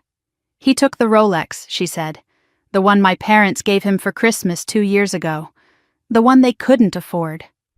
I filed that detail away. Another piece of the puzzle, another sign of who Derek really was. We ended up in the living room. Melissa collapsed onto the couch while I set my laptop on the coffee table. "What did he mean?" she asked again. "Ask your sister to explain. What do you know?" I sat down across from her. "I need to show you something. And I need you to let me finish before you react. You're scaring me." "I know, I'm sorry. But you need to see this." I opened the laptop. The folder of evidence filled the screen. 147 emails, phone recordings, the operating agreement, everything Derek had sent me, everything that proved who he really was, and who our father really was. "What is all this?" Melissa asked. "The truth about your husband." I paused, weighing my next words carefully. "And about our father." I walked her through it piece by piece. Started with the basics. Derek's company was a Ponzi scheme. Investors paid with money from other investors. Returns were fake. The whole thing was fraudulent from the start. Melissa shook her head. "That's not possible. He showed me growth projections, investor testimonials." "Projections aren't profits," I said, echoing what I had told our father. "Did you ever see actual audited financials? Actual bank statements?" No, she never had. Because Derek never showed them to anyone, because they didn't exist. "There's more," I said, "and this part is going to be worse." I showed her the operating agreement. George Whitfield and Derek Lawson, equal partners. Dated 2 years ago. Her face went through stages I recognized. Confusion, denial. Then something darker as understanding dawned. "This is Dad's signature," she whispered. "I know. Dad knew? Dad was involved?" I pulled up the emails, read the key passages aloud. George suggesting guaranteed returns. George coaching Derek on how to recruit investors. George dismissing Melissa's questions because women and money, you know how it is. She looked at me with something like horror. "He said that? About me? I'm sorry." Melissa stood abruptly and started pacing the room. 2 years ago, she said, half to herself. Dad came to Sunday dinner with Derek. They were so excited, said they had a business opportunity. I thought it was sweet, father-son bonding. "They were planning this," I said. I introduced them. She turned to face me. "I introduced Dad to Derek at our engagement party." "This is my fault." "No, this is their fault. You were used, Melissa, just like everyone else they recruited." I showed her the investor spreadsheet, names she recognized immediately. The Hendersons, the Parkinsons. These are Dad's friends. These are people who came to our wedding. $600,000 from 8 families, plus Dad's $200,000. Where did it go? Derek's lifestyle, the company's fake infrastructure, and payments to Dad, 30% of everything. Melissa sat back down. Her legs seemed to give out beneath her. My whole life is a lie, she said. My marriage, my house, my parents' respect, all of it. She looked at me with sudden clarity. They gave you a $2 lottery ticket and gave me a $65,000 car. But the car was bought with stolen money, wasn't it? Probably. So even when they favored me, it was fake. It was someone else's money. The tears came then, not the pretty tears from Christmas when she received the SUV keys. Ugly crying, raw, real, the kind of crying that strips away every mask you've ever worn. I watched her fall apart and felt something I hadn't expected. Compassion. This was the sister who had laughed at me, the golden child who got everything while I got nothing. But she was also a victim. She had just lost everything too, different from my losses, but losses nonetheless. I moved to sit beside her on the couch, put an arm around her shoulders.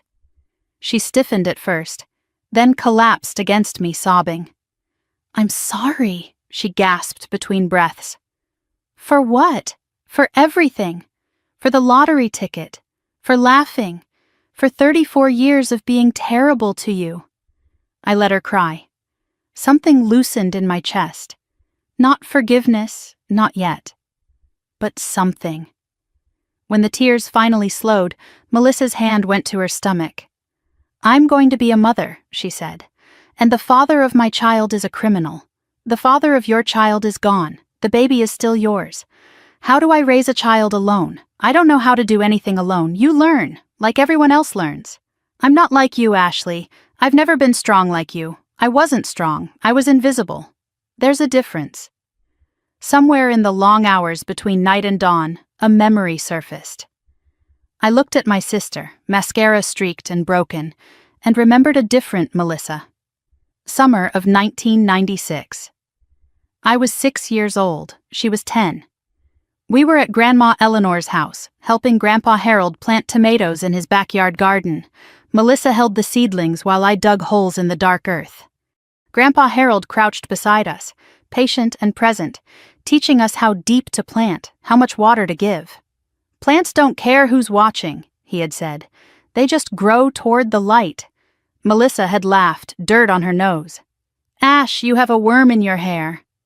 I shrieked and we both tumbled into the garden, giggling, covered in soil. Grandpa pretended to be annoyed but couldn't hide his smile. That was the summer before everything changed. Before Melissa started cheerleading. Before Dad decided she was the social one and I was the quiet one. Before the labels became cages we couldn't escape. We used to be friends. Before anyone told us we couldn't be. "Where did you go?" Melissa's voice pulled me back to the present. "You got quiet. Grandpa Harold's garden. Summer of 96. Her face softened. "I had dirt on my nose. You had a worm in your hair. You remember. I remember everything, Ashley. I just learned to pretend I didn't." Around 5:30, I stepped away to call Eleanor. The sky was beginning to lighten outside, gray dawn replacing black night. Melissa was in the bathroom trying to pull herself together. I needed guidance. Grandma answered on the third ring. "I've been up since 4, she said. "Old women don't sleep. What's happening?" I summarized everything. Derek running, Melissa learning the truth. George's involvement proven. "I don't know what to do, Grandma. Do I go to the FBI? Do I let it collapse on its own? Do I try to fix it?" Eleanor was quiet for a long moment. I could hear her breathing. "When your grandfather and I got married," she finally said, "his mother told me something. She said don't protect grown men from the consequences of their own choices. It doesn't help them. It just delays the reckoning. So I should let Dad face consequences? I'm saying protecting them from consequences isn't love. It's enabling. But destroying them isn't justice either. No, it isn't. Find the middle path, Ashley. There's always a middle path. One more thing." "What?" "Your sister is not your father. Remember that. Melissa was raised to be what they wanted. Just like you were raised to be invisible. Neither of you chose it." I looked toward the bathroom where Melissa was. Now go take care of your sister. That's something she's never had before. Melissa emerged looking slightly more human, washed face, hair pulled back, still exhausted, still devastated, but composed. I heard some of that, she said. You were talking to Grandma? She says hello. Grandma always liked you better. No bitterness in her voice now, just observation. Grandma saw me. That's different from liking. Melissa nodded slowly. I'm starting to understand that. We moved to the kitchen. I made coffee while she sat at the counter, both of us trying to figure out what came next. We need to figure out what happens, I said. I have nothing. Melissa's voice was flat. Derek emptied the joint account. The house has 2 mortgages. I have maybe $3,000 in my personal checking. Do you have a lawyer? For what? Divorce? Criminal defense? Bankruptcy? I don't even know which one I need first. All of them, probably. But divorce first. You need to legally separate yourself from Derek's crimes. I can't afford a lawyer. I can. She looked up sharply. I'm not asking you for money. I know, I'm offering. Why? After everything? Because you're my sister. Because you're pregnant. Because for the first time in 34 years, you're actually seeing me. That's worth something. Melissa's eyes filled again. I don't deserve your help. Probably not. But I'm not doing it because you deserve it. I'm doing it because it's right. I laid out the terms. I'll pay for your lawyer. I'll help you find a place to live. But I'm not writing blank checks. I understand. I won't enable dependency. I've spent my whole life being used. I won't start a new pattern. What do you need from me? Honesty? Going forward? No more pretending? No more performing for Mom and Dad? Just truth. Melissa extended her hand. Deal. We shook, formal, strange, but real. The first honest agreement we had ever made. My phone rang at 9:47. Unknown number, I answered. Miss Whitfield? This is Special Agent Marcus Torres, FBI Financial Crimes Division. My stomach dropped. Yes? We need to speak with you regarding Derek Lawson and Whitfield Investment Partners. Can you come to our Sacramento field office today? I kept my voice steady. How did you find me? Derek Lawson was detained at the Mexican border at 6 this morning. He had $400,000 in cash and a laptop full of evidence. During initial questioning, he named you as someone with relevant information. He's trying to bargain, I realized. He's trading my family for leniency. We're not confirming what Mr. Lawson has said, but we'd like to hear your side. I have documentation that may be relevant to your investigation. What kind of documentation? Emails, recordings, financial records. Mr. Lawson sent them to me 2 days ago. Silence on the line. Then, can you bring those with you? Yes, and I'll need my lawyer present. That's your right. 2 o'clock? I'll be there. I hung up and found Melissa staring at me, face pale. The FBI, she said. They caught Derek at the border with $400,000 in cash. What about Dad?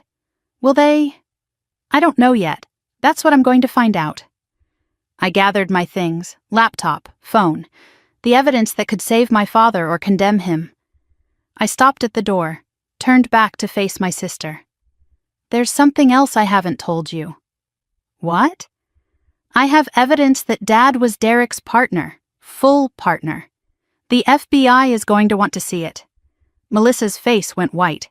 If you show them that, Dad could go to prison. I know. So what are you going to do? I looked at her. Pregnant, abandoned, terrified. Looked at my phone with the FBI agent's number saved. Looked at my laptop holding 147 emails that could destroy my father or set him free depending on how I chose to use them. I'm going to tell the truth, I said, whatever that means. I walked out to my car.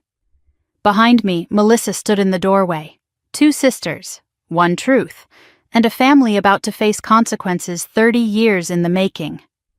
The FBI Sacramento field office was a cold, gray building that looked exactly like what it was, a place where lives came apart. I arrived at 1:45 with Rebecca Chen beside me, laptop bag heavy on my shoulder. 147 emails, 23 recordings, 1 operating agreement. Evidence that could send my father to prison. Evidence I was about to hand over voluntarily. "Remember," Rebecca said as we crossed the parking lot, "answer what they ask. Don't volunteer extra. And if I squeeze your arm, stop talking." I nodded, but my mind was somewhere else. I still hadn't decided exactly what to say. I could give them everything. Let justice unfold however it would. I could give them only Derek's information, protect George, minimize his role. I could claim ignorance, pretend I didn't understand the full picture. But that last option was a felony, lying to federal agents, adding my own crimes to my father's. "You okay?" Rebecca asked. "No, but I'm here." The security line moved slowly.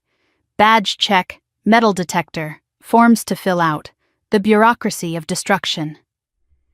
In the waiting room, a woman sat crying quietly in a corner. Someone else's tragedy unfolding parallel to mine. I wondered how many families had been broken in rooms like this, wondered if mine was about to join them. The door opened and a man emerged, early 40s, tired eyes, the look of someone who had seen too much human weakness to be surprised by any of it. Agent Marcus Torres. He shook my hand with a firm grip.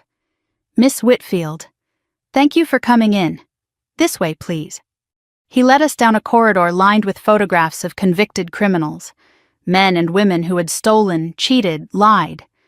I wondered if my father's face would hang here someday. The interview room was small and bare. A table, 4 chairs, a recording device in the corner, no windows. Torres sat across from us, opened a folder, and began. "Mr. Lawson was arrested this morning attempting to cross into Mexico. He had $400,000 in cash and a laptop containing extensive documentation of the fraud scheme he operated." I noted the phrasing. The fraud scheme he operated. They were building a case against Derek. The question was whether my father would be swept up in it. During initial questioning, Torres continued, "Mr. Lawson claimed you had documentation proving others were involved. Is that true?" I felt Rebecca's presence beside me. Steady, supportive. "I have documentation that Mr. Lawson sent me," I said carefully. "I haven't verified its authenticity." "But you have it." "Yes." I placed my laptop on the table and opened the folder. "Mr. Lawson sent me these files on January 1st. He was attempting to blackmail me." "Blackmail you for what?" $2 million. In exchange for his silence and disappearance. Torres's eyebrows rose. "And you have proof of this blackmail attempt?" I recorded our conversation. My lawyer advised it. Rebecca slid a USB drive across the table. The recording. And a transcript. Torres plugged the drive into his laptop, scrolled through the files. His expression shifted when he reached the operating agreement. "George Whitfield," he said. "That's your father?" "Yes, he's listed as an equal partner in this investment scheme." "Yes." "Did you know about his involvement before Mr. Lawson showed you this?" "No. I found out 2 days ago." Torres leaned back, studying me with new interest.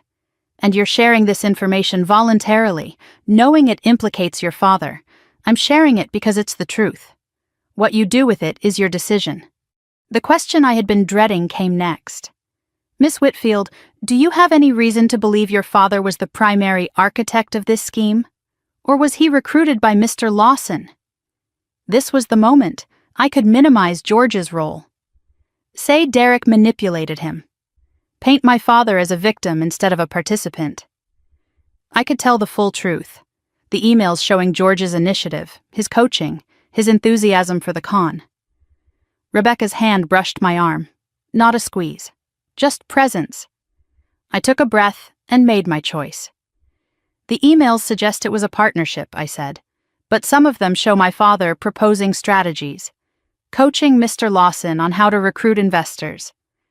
The scheme may have been collaborative, but my father wasn't an innocent victim." The words hung in the air. I had just implicated my own father in a federal crime. There was no taking it back. Torres nodded slowly, making notes. "We appreciate your candor, Miss Whitfield. It's unusual.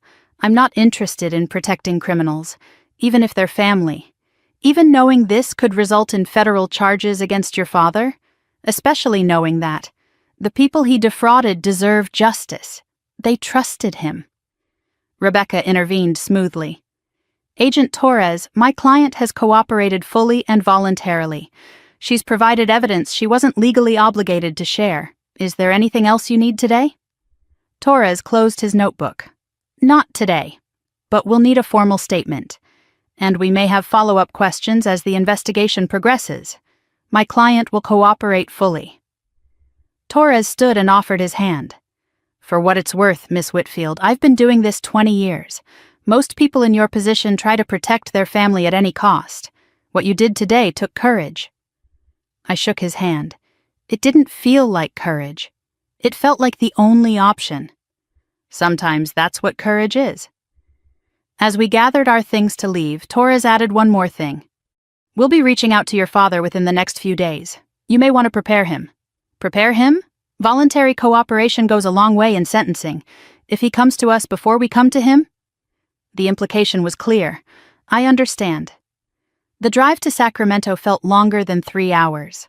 Rebecca had offered to come with me, but I declined. This is a family conversation, I told her. I need to do it alone. Alone in my car, the reality of what I had done settled over me like a weight. I had given the FBI evidence against my own father. I had started a clock that could end with George in prison. Did I do the right thing? The question circled endlessly. No clear answer came. I called Eleanor from the road. Grandma, I just left the FBI. Silence on the line, then, and? I told them everything, about Dad, about Derek, everything. How do you feel? I considered the question. Empty, scared, but clear. For the first time in weeks, I feel clear. That's how truth feels. Heavy and clear at the same time. What happens now? I'm going to see Dad.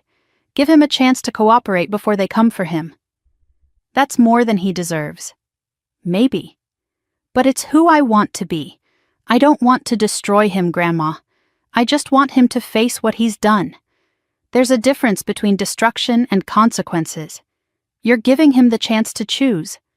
That's mercy. What if he doesn't take it? Then he's made his choice. And you've made yours. The rest is out of your hands. She paused. One more thing, Ashley. What? Your father has never faced real consequences in his life. He won't go quietly. Prepare yourself for that. My parents' house looked different in the evening light. Smaller, less imposing. The Christmas decorations were gone now, leaving just a suburban home like any other. No visible signs of the fraud that had been conducted from within these walls. No indication that lives had been ruined by the man who lived here. My mother's car sat in the driveway. My father's truck beside it. I parked and sat for a moment, remembering the last time I had arrived here. Christmas Eve. Carrying handmade scarves. Expecting nothing and receiving exactly that. A $2 lottery ticket and 25 people laughing. A lifetime ago. I got out of the car and walked to the front door. My mother opened it before I could knock. Ashley, Melissa called. She told us about Derek. About everything. Is Dad here, in his study? He won't come out, won't talk to me. I walked past her without hugging her. Time for that later. Maybe. The study door was closed. I knocked once. No answer. Dad, we need to talk. Open the door or I'm coming in anyway. A long pause. Then the lock clicked. George sat in his leather chair, a bottle of whiskey on the desk in front of him. He looked like he had aged 10 years since Christmas. All the confidence gone. All the bluster evaporated. Just a tired old man facing the end of everything he had built on lies. Come to gloat? He asked. I came to give you a chance. A chance at what? At not spending the rest of your life in prison? He laughed, harsh and bitter. Prison? You think they'd put me in prison? I'm 63 years old. I invested in my son-in-law's company. That's not a crime. You helped design a Ponzi scheme, Dad. You recruited investors. You took 30% of stolen money. That's multiple federal felonies. You can't prove any of that. I pulled out my phone and played one of the recordings. My father's voice filled the room. The key is confidence. People invest in confidence, not numbers. His face went gray. Derek recorded everything, I said. Every call, every meeting. And he gave it all to me. He was trying to blackmail you, and now he's trying to bargain with the FBI, using you as the trade. Here's what's going to happen, I said. The FBI is going to contact you within days, maybe hours.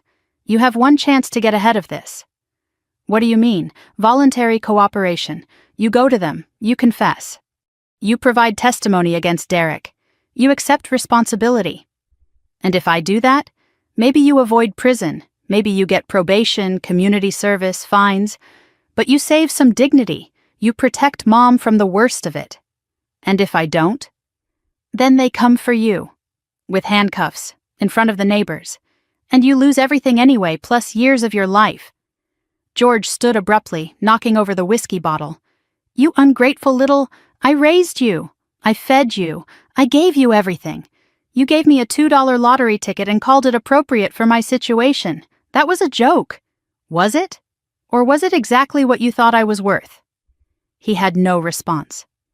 The silence stretched between us, 34 years of unspoken truth finally filling the room. This is Derek's fault, George said finally. All of it. He manipulated me. The emails say otherwise. Those emails are out of context. Then explain the context. Explain why you wrote "don't put anything in writing," plausible deniability. Explain why you told Derek that Melissa should mind her own business because women and money. He couldn't, because there was no innocent explanation. The study door opened. My mother stood there, face streaked with tears. I heard everything, she said. George started to speak, but she cut him off. No. First time I had ever heard her say that word to him. I've been quiet for 38 years. I've let you make decisions, let you handle money, let you treat our daughters differently because you said you knew best. She walked to stand beside me. You should do what Ashley says, George. It's the only chance you have. He stared at his wife like he was seeing her for the first time. Maybe he was. George sank back into his chair. The fight drained out of him. What do I have to do? Call the FBI tomorrow morning, I said. Ask to cooperate. Tell them everything. Everything, everything. No more lies, no more spinning. Just truth. He looked at me with something like desperation. And if I do this, will you forgive me? I considered the question carefully. I don't know, but I'll give you the chance to earn it. There are conditions, I continued, non-negotiable. He nodded weakly. Karen still stood beside me, united for the first time in our lives. First, you fully cooperate with the FBI. No holding back, no strategic omissions. Agreed. Second, you repay every investor, all 8 families. Every cent they lost. I'll loan you the money, at 0 interest. You'll pay it back over time through whatever work you can get. A loan, not a gift. You need to feel the weight of what you did. Gifts don't teach lessons. Third, you sell this house. Downsize to something appropriate for your actual financial situation. My mother gasped but said nothing. Fourth, Grandma Eleanor's nursing home bills are paid in full, and you visit her, weekly, for as long as she's alive. George looked up. Eleanor? What is she? She's been covering her own bills because you stopped paying 6 months ago. You nearly got her evicted. Shame flooded his face. Genuine shame. I meant to catch up. Intentions don't pay bills, Dad. Last condition. You apologize. To Melissa. To me. To Mom. Not because it fixes anything, but because you owe us the truth of what you did and who you are. The silence stretched. Then finally, okay, all of it. I'll do all of it. Tomorrow. FBI first thing. Tomorrow. I walked out to my car. My mother followed. Ashley, wait. I turned. She stood in the porch light, arms wrapped around herself against the cold. I know I don't deserve to say this. I know I've been part of the problem. But thank you. For not giving up on us completely. I'm not doing this for you, I said. Or for him. I'm doing it because it's right. I know. That's what makes it matter. The drive home should have felt like victory.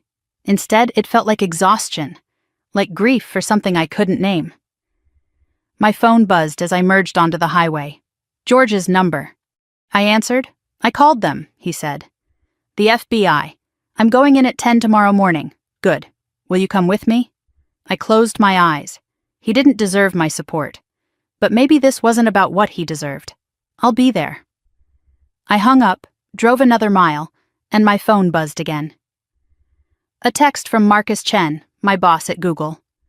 Just saw the news. Call me when you can. News? What news? I pulled over and opened my browser.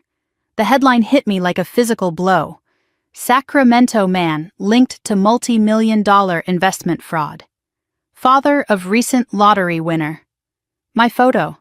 My father's photo. Side by side. The story was out, and my two worlds had just collided. I sat on the highway shoulder, staring at my phone screen, reading the headline over and over. Sacramento man linked to multi-million-dollar investment fraud. Father of recent lottery winner.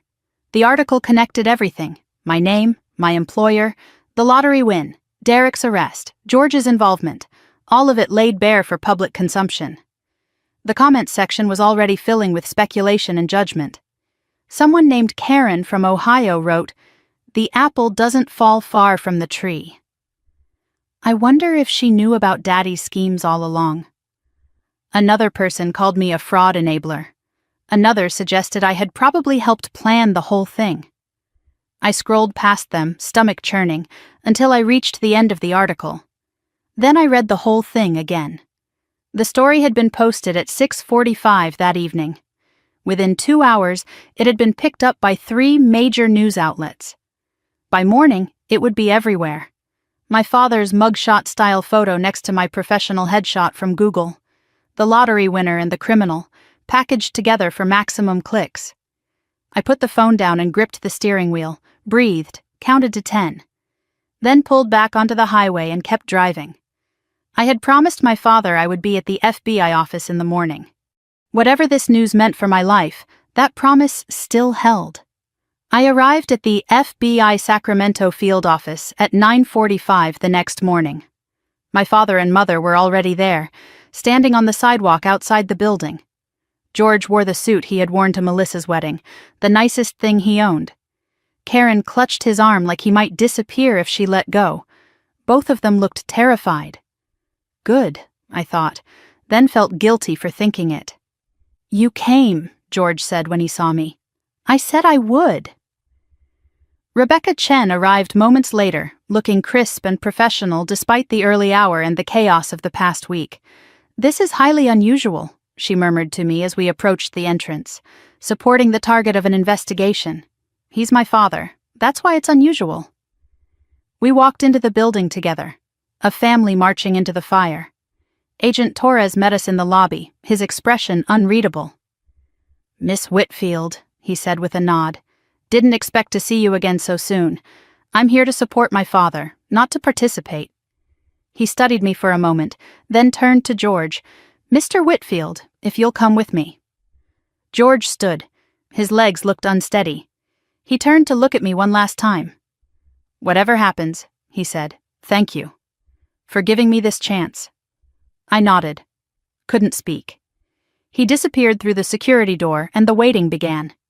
3 hours passed. Karen paced the waiting room while I sat motionless, watching the clock.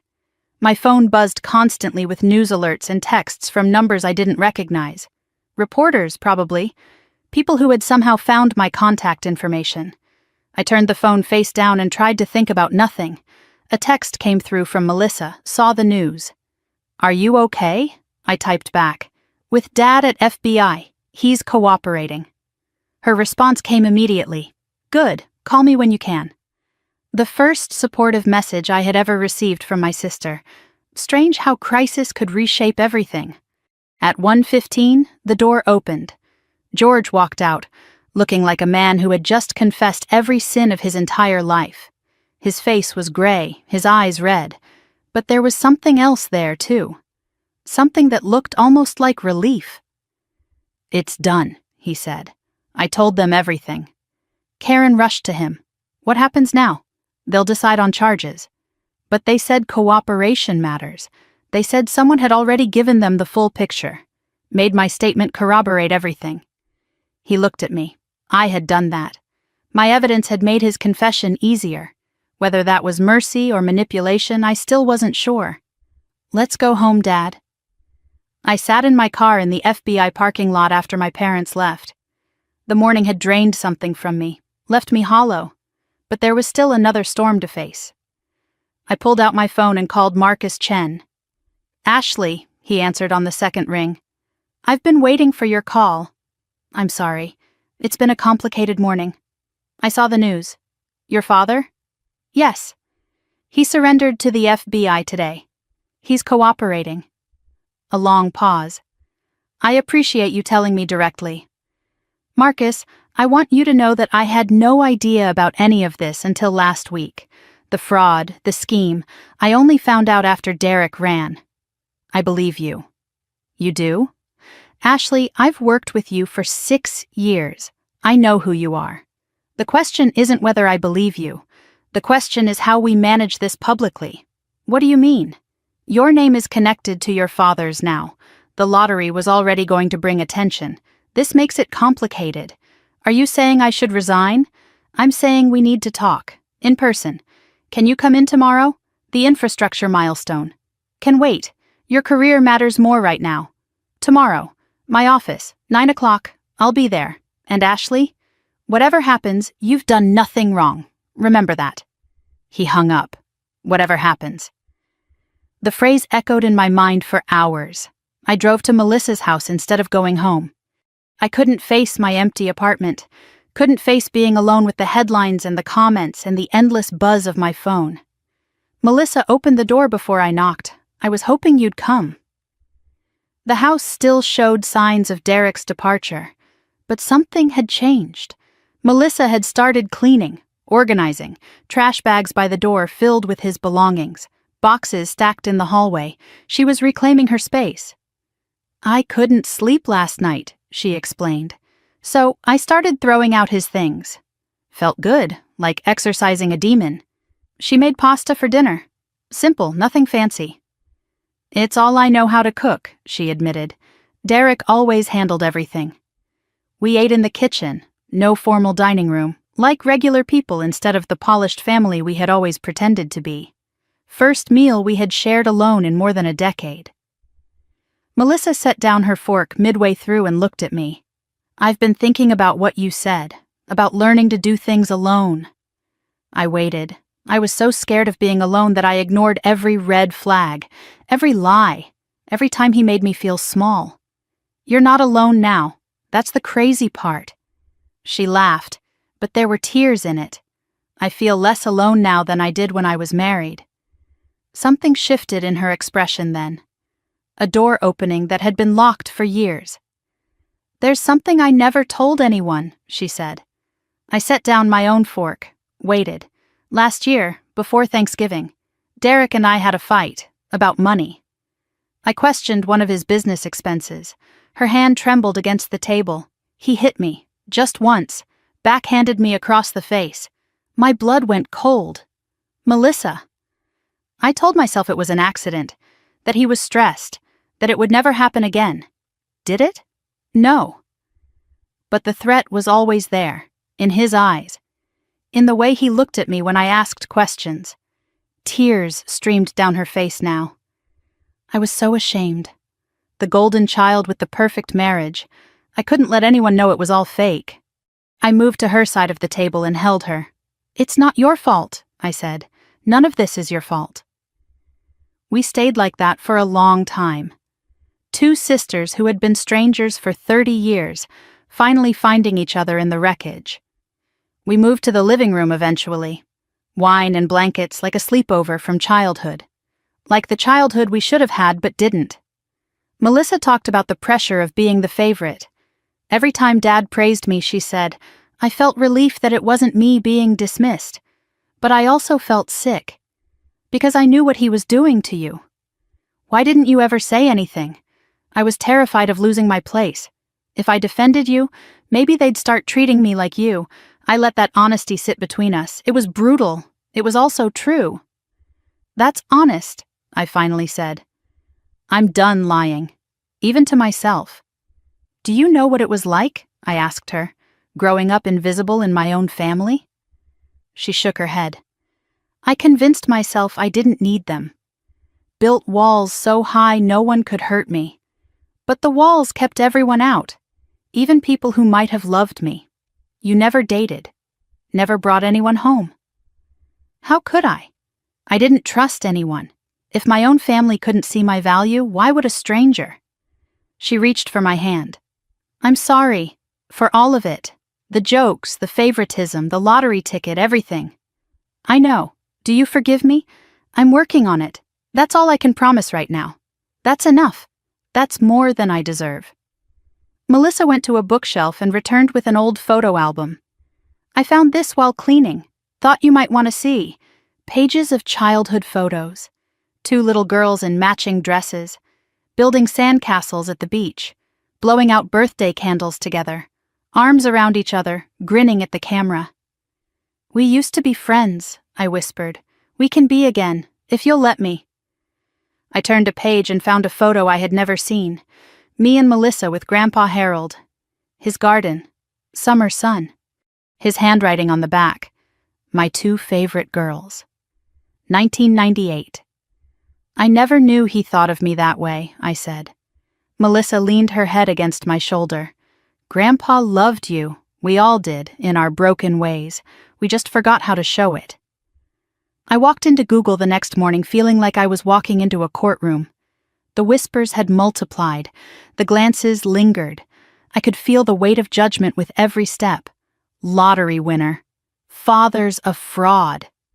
Why is she even here? I held my head high and kept walking. Marcus's office door was closed when I arrived. His assistant waved me in. He stood when I entered, closed the door behind me, and got straight to the point. I'll be direct, Ashley. HR has concerns. About what? Your public profile. The lottery already made you visible. The fraud investigation makes you a potential liability. A liability. For doing my job? For being a distraction? The media attention? The questions? I leaned forward. Marcus, I've worked here 6 years.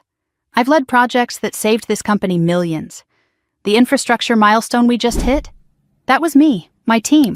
I know, I didn't commit fraud. I didn't steal anything.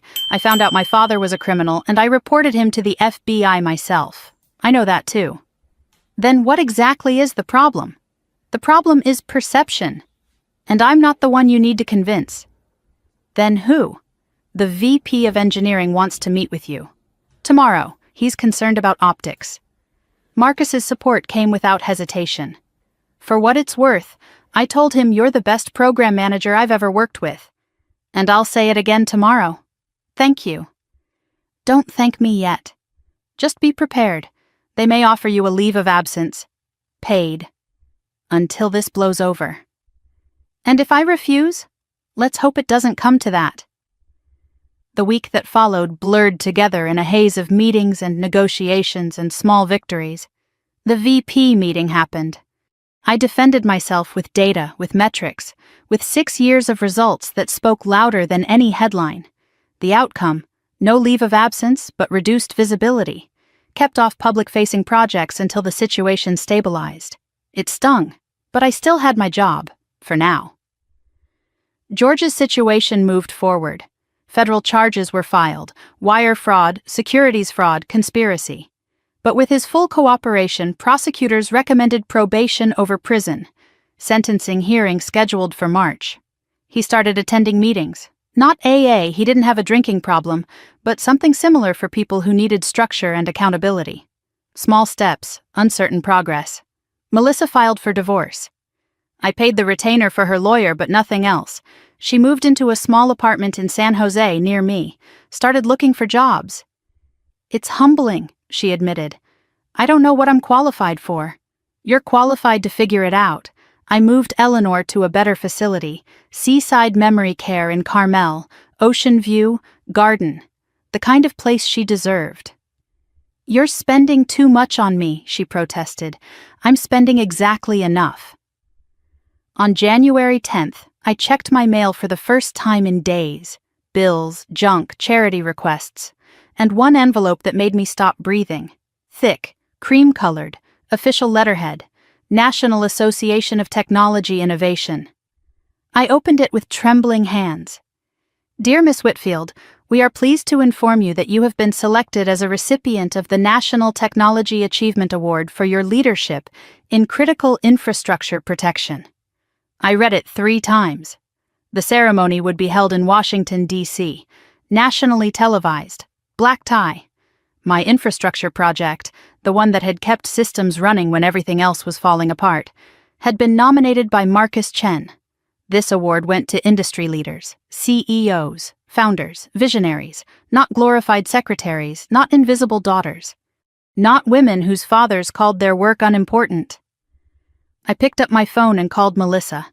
I got invited to an award ceremony, National Technology Achievement. It'll be on TV. "Oh my God, Ashley, that's incredible. I want you to come." "Mom too, and Dad, if he can get permission to travel." A pause. "Are you sure? They've never seen what I actually do, who I actually am." It's time they did. I called Eleanor next. "Grandma, how do you feel about a trip to Washington?" Her laugh came through the phone, warm and proud. "Child, I've been waiting 70 years to see you shine. I wouldn't miss it for the world." I looked at the invitation in my hand. Not revenge, not proof, just truth. It was time for my family to see who I really was, and this time, the whole country would be watching. I woke in a hotel room I didn't recognize. 14-foot ceilings, crystal chandelier, windows overlooking the Washington Monument, the Willard Intercontinental, blocks from the White House, where presidents had stayed and history had been made. For a moment I couldn't remember why I was there. Then it hit me. Today was the day. February 15th, the National Technology Achievement Awards. The ceremony that would be broadcast to millions of people across the country. The night my family would finally see who I really was. I lay there watching morning light creep across the ceiling, thinking about everything that had led to this moment. 6 weeks since Christmas. 6 weeks since a $2 lottery ticket and 25 people laughing. 6 weeks since my world collapsed and rebuilt itself into something I barely recognized. My dress hung in the closet. Deep navy, elegant, powerful. I had chosen it myself, no stylist, no consultant. I had spent 34 years being dressed by other people's expectations. Not today. I checked my phone. Messages had accumulated overnight. Melissa, who had arrived yesterday with the rest of the family, can't sleep, too excited. Is that weird? My mother, in a separate room down the hall. "Good morning, sweetheart. So proud of you." Marcus Chen. "See you tonight. You've earned this." Nothing from my father.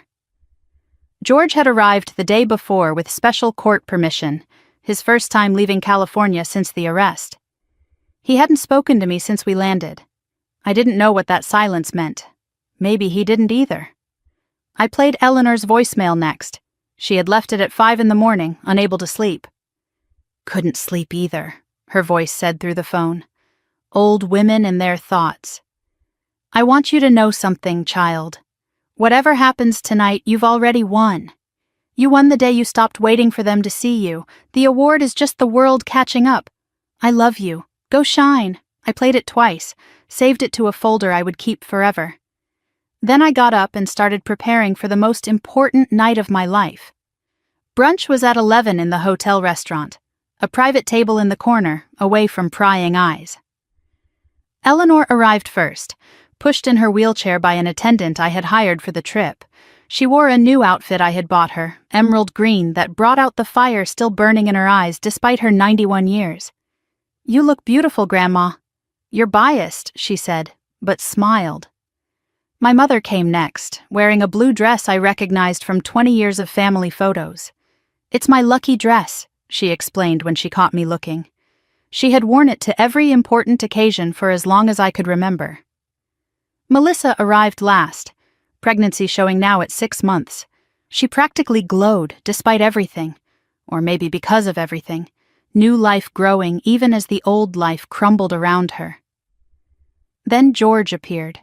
He stood at the edge of our table, uncertain of his place, the patriarch who had lost his throne. He wore a suit I didn't recognize, probably borrowed or rented, since most of his good clothes had been sold along with the house. He looked smaller than I remembered, older, but also somehow clearer, like a man who had finally stopped pretending.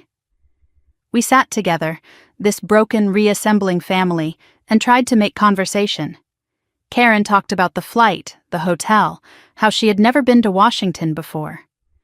Melissa shared that the baby had kicked that morning, the first time she had felt it. Eleanor watched everything with sharp eyes, missing nothing.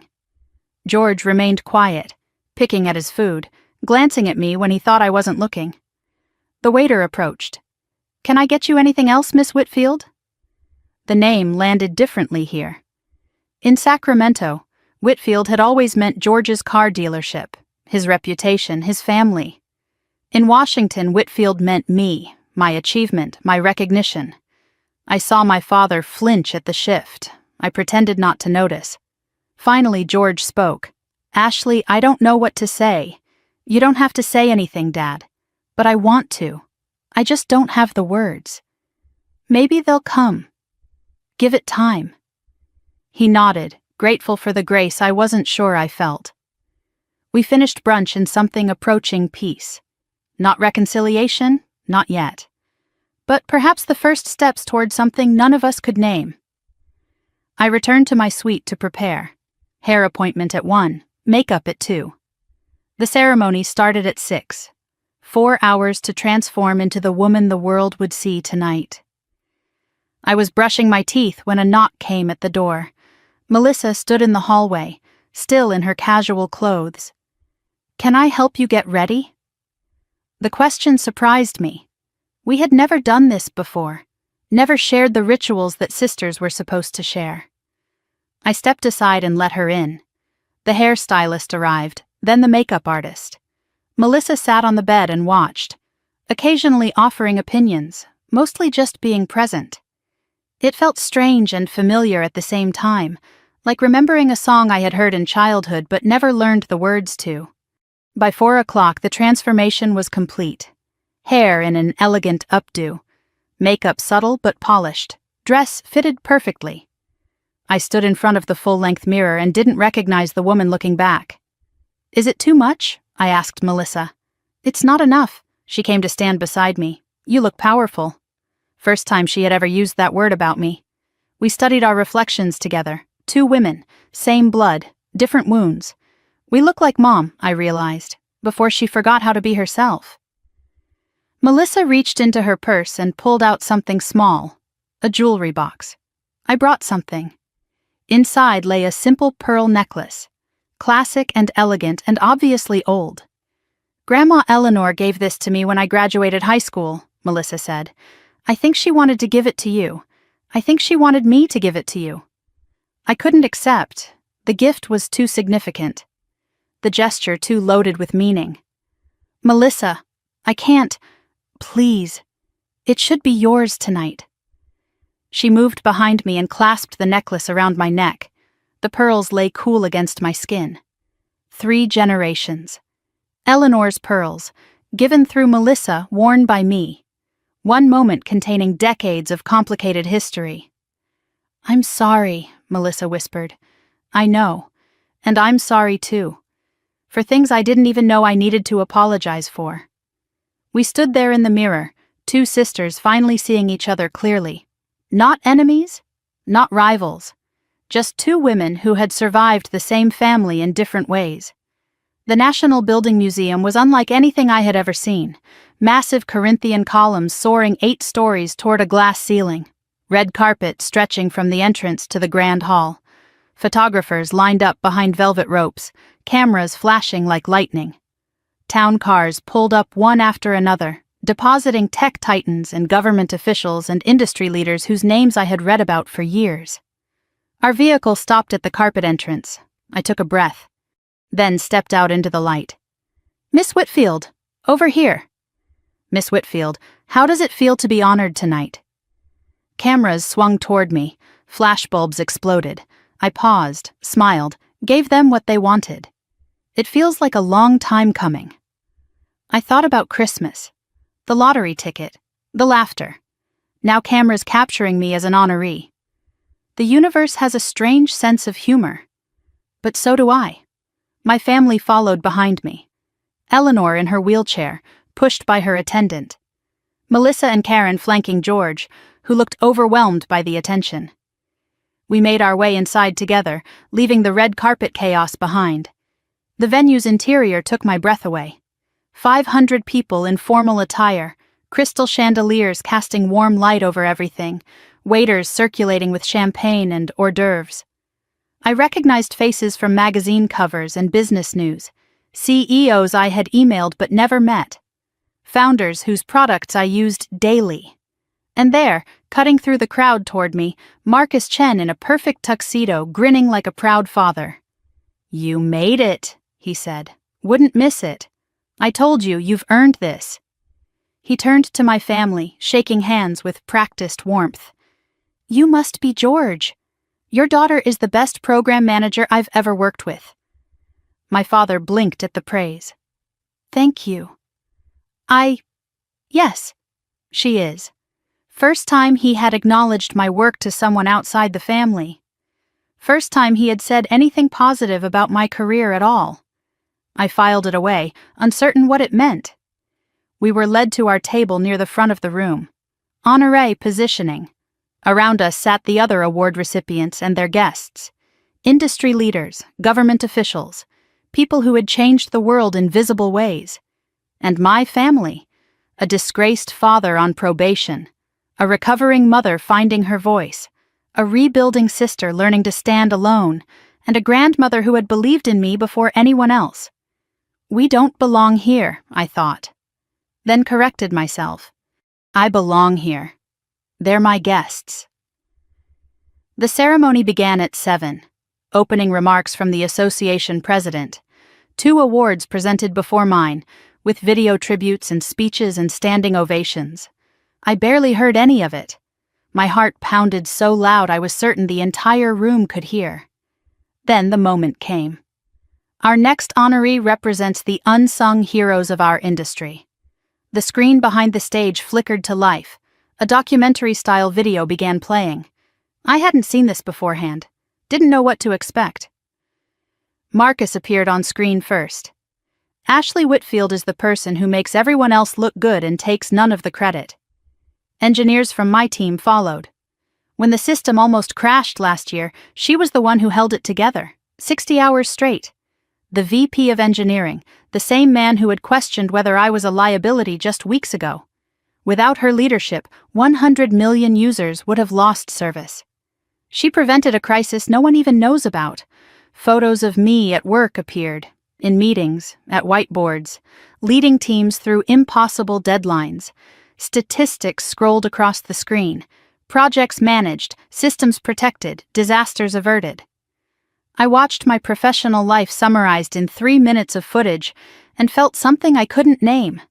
Not pride exactly, something deeper, recognition. I watched the video, but I also watched my father. From the corner of my eye, I tracked the transformation on his face. When the tribute began, he looked confused, uncertain what he was seeing. As the accolades accumulated, confusion became shock.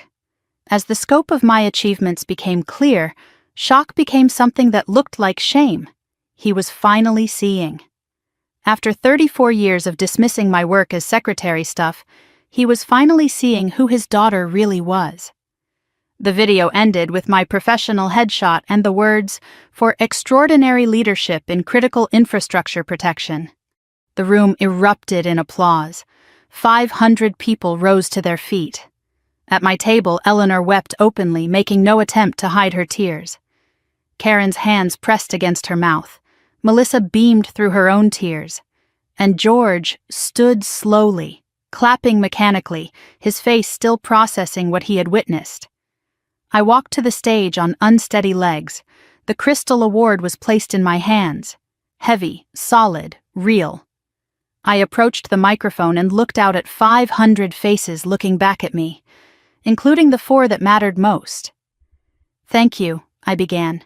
"I wrote something prepared, but I'm going to speak from the heart instead." I paused, breathed. I spent 34 years explaining my work to people who didn't want to understand, explaining my value to people who had already decided I had none, explaining myself to a world that preferred I remain invisible. My eyes found George in the audience. I held his gaze. "About a month ago, I stopped explaining. Not because my work doesn't matter. You can see from that video that it does. But because I realized something. My worth isn't determined by who acknowledges it. My value doesn't depend on who's paying attention. I am who I am whether anyone sees me or not." The words came easily now. This award is an honor, but it's not validation. I didn't need the world to tell me I was good at what I do. I already knew. What I needed was to believe it myself. That took longer. I looked at Eleanor. "Some people will see you. Find those people. Hold on to them." At Melissa. "Some people will learn to see you. Give them the chance." At George and Karen. "And some people may never see you. That's not your failure, it's theirs." Thank you for this award. Thank you for seeing me tonight. But most importantly, thank you to me for finally seeing myself.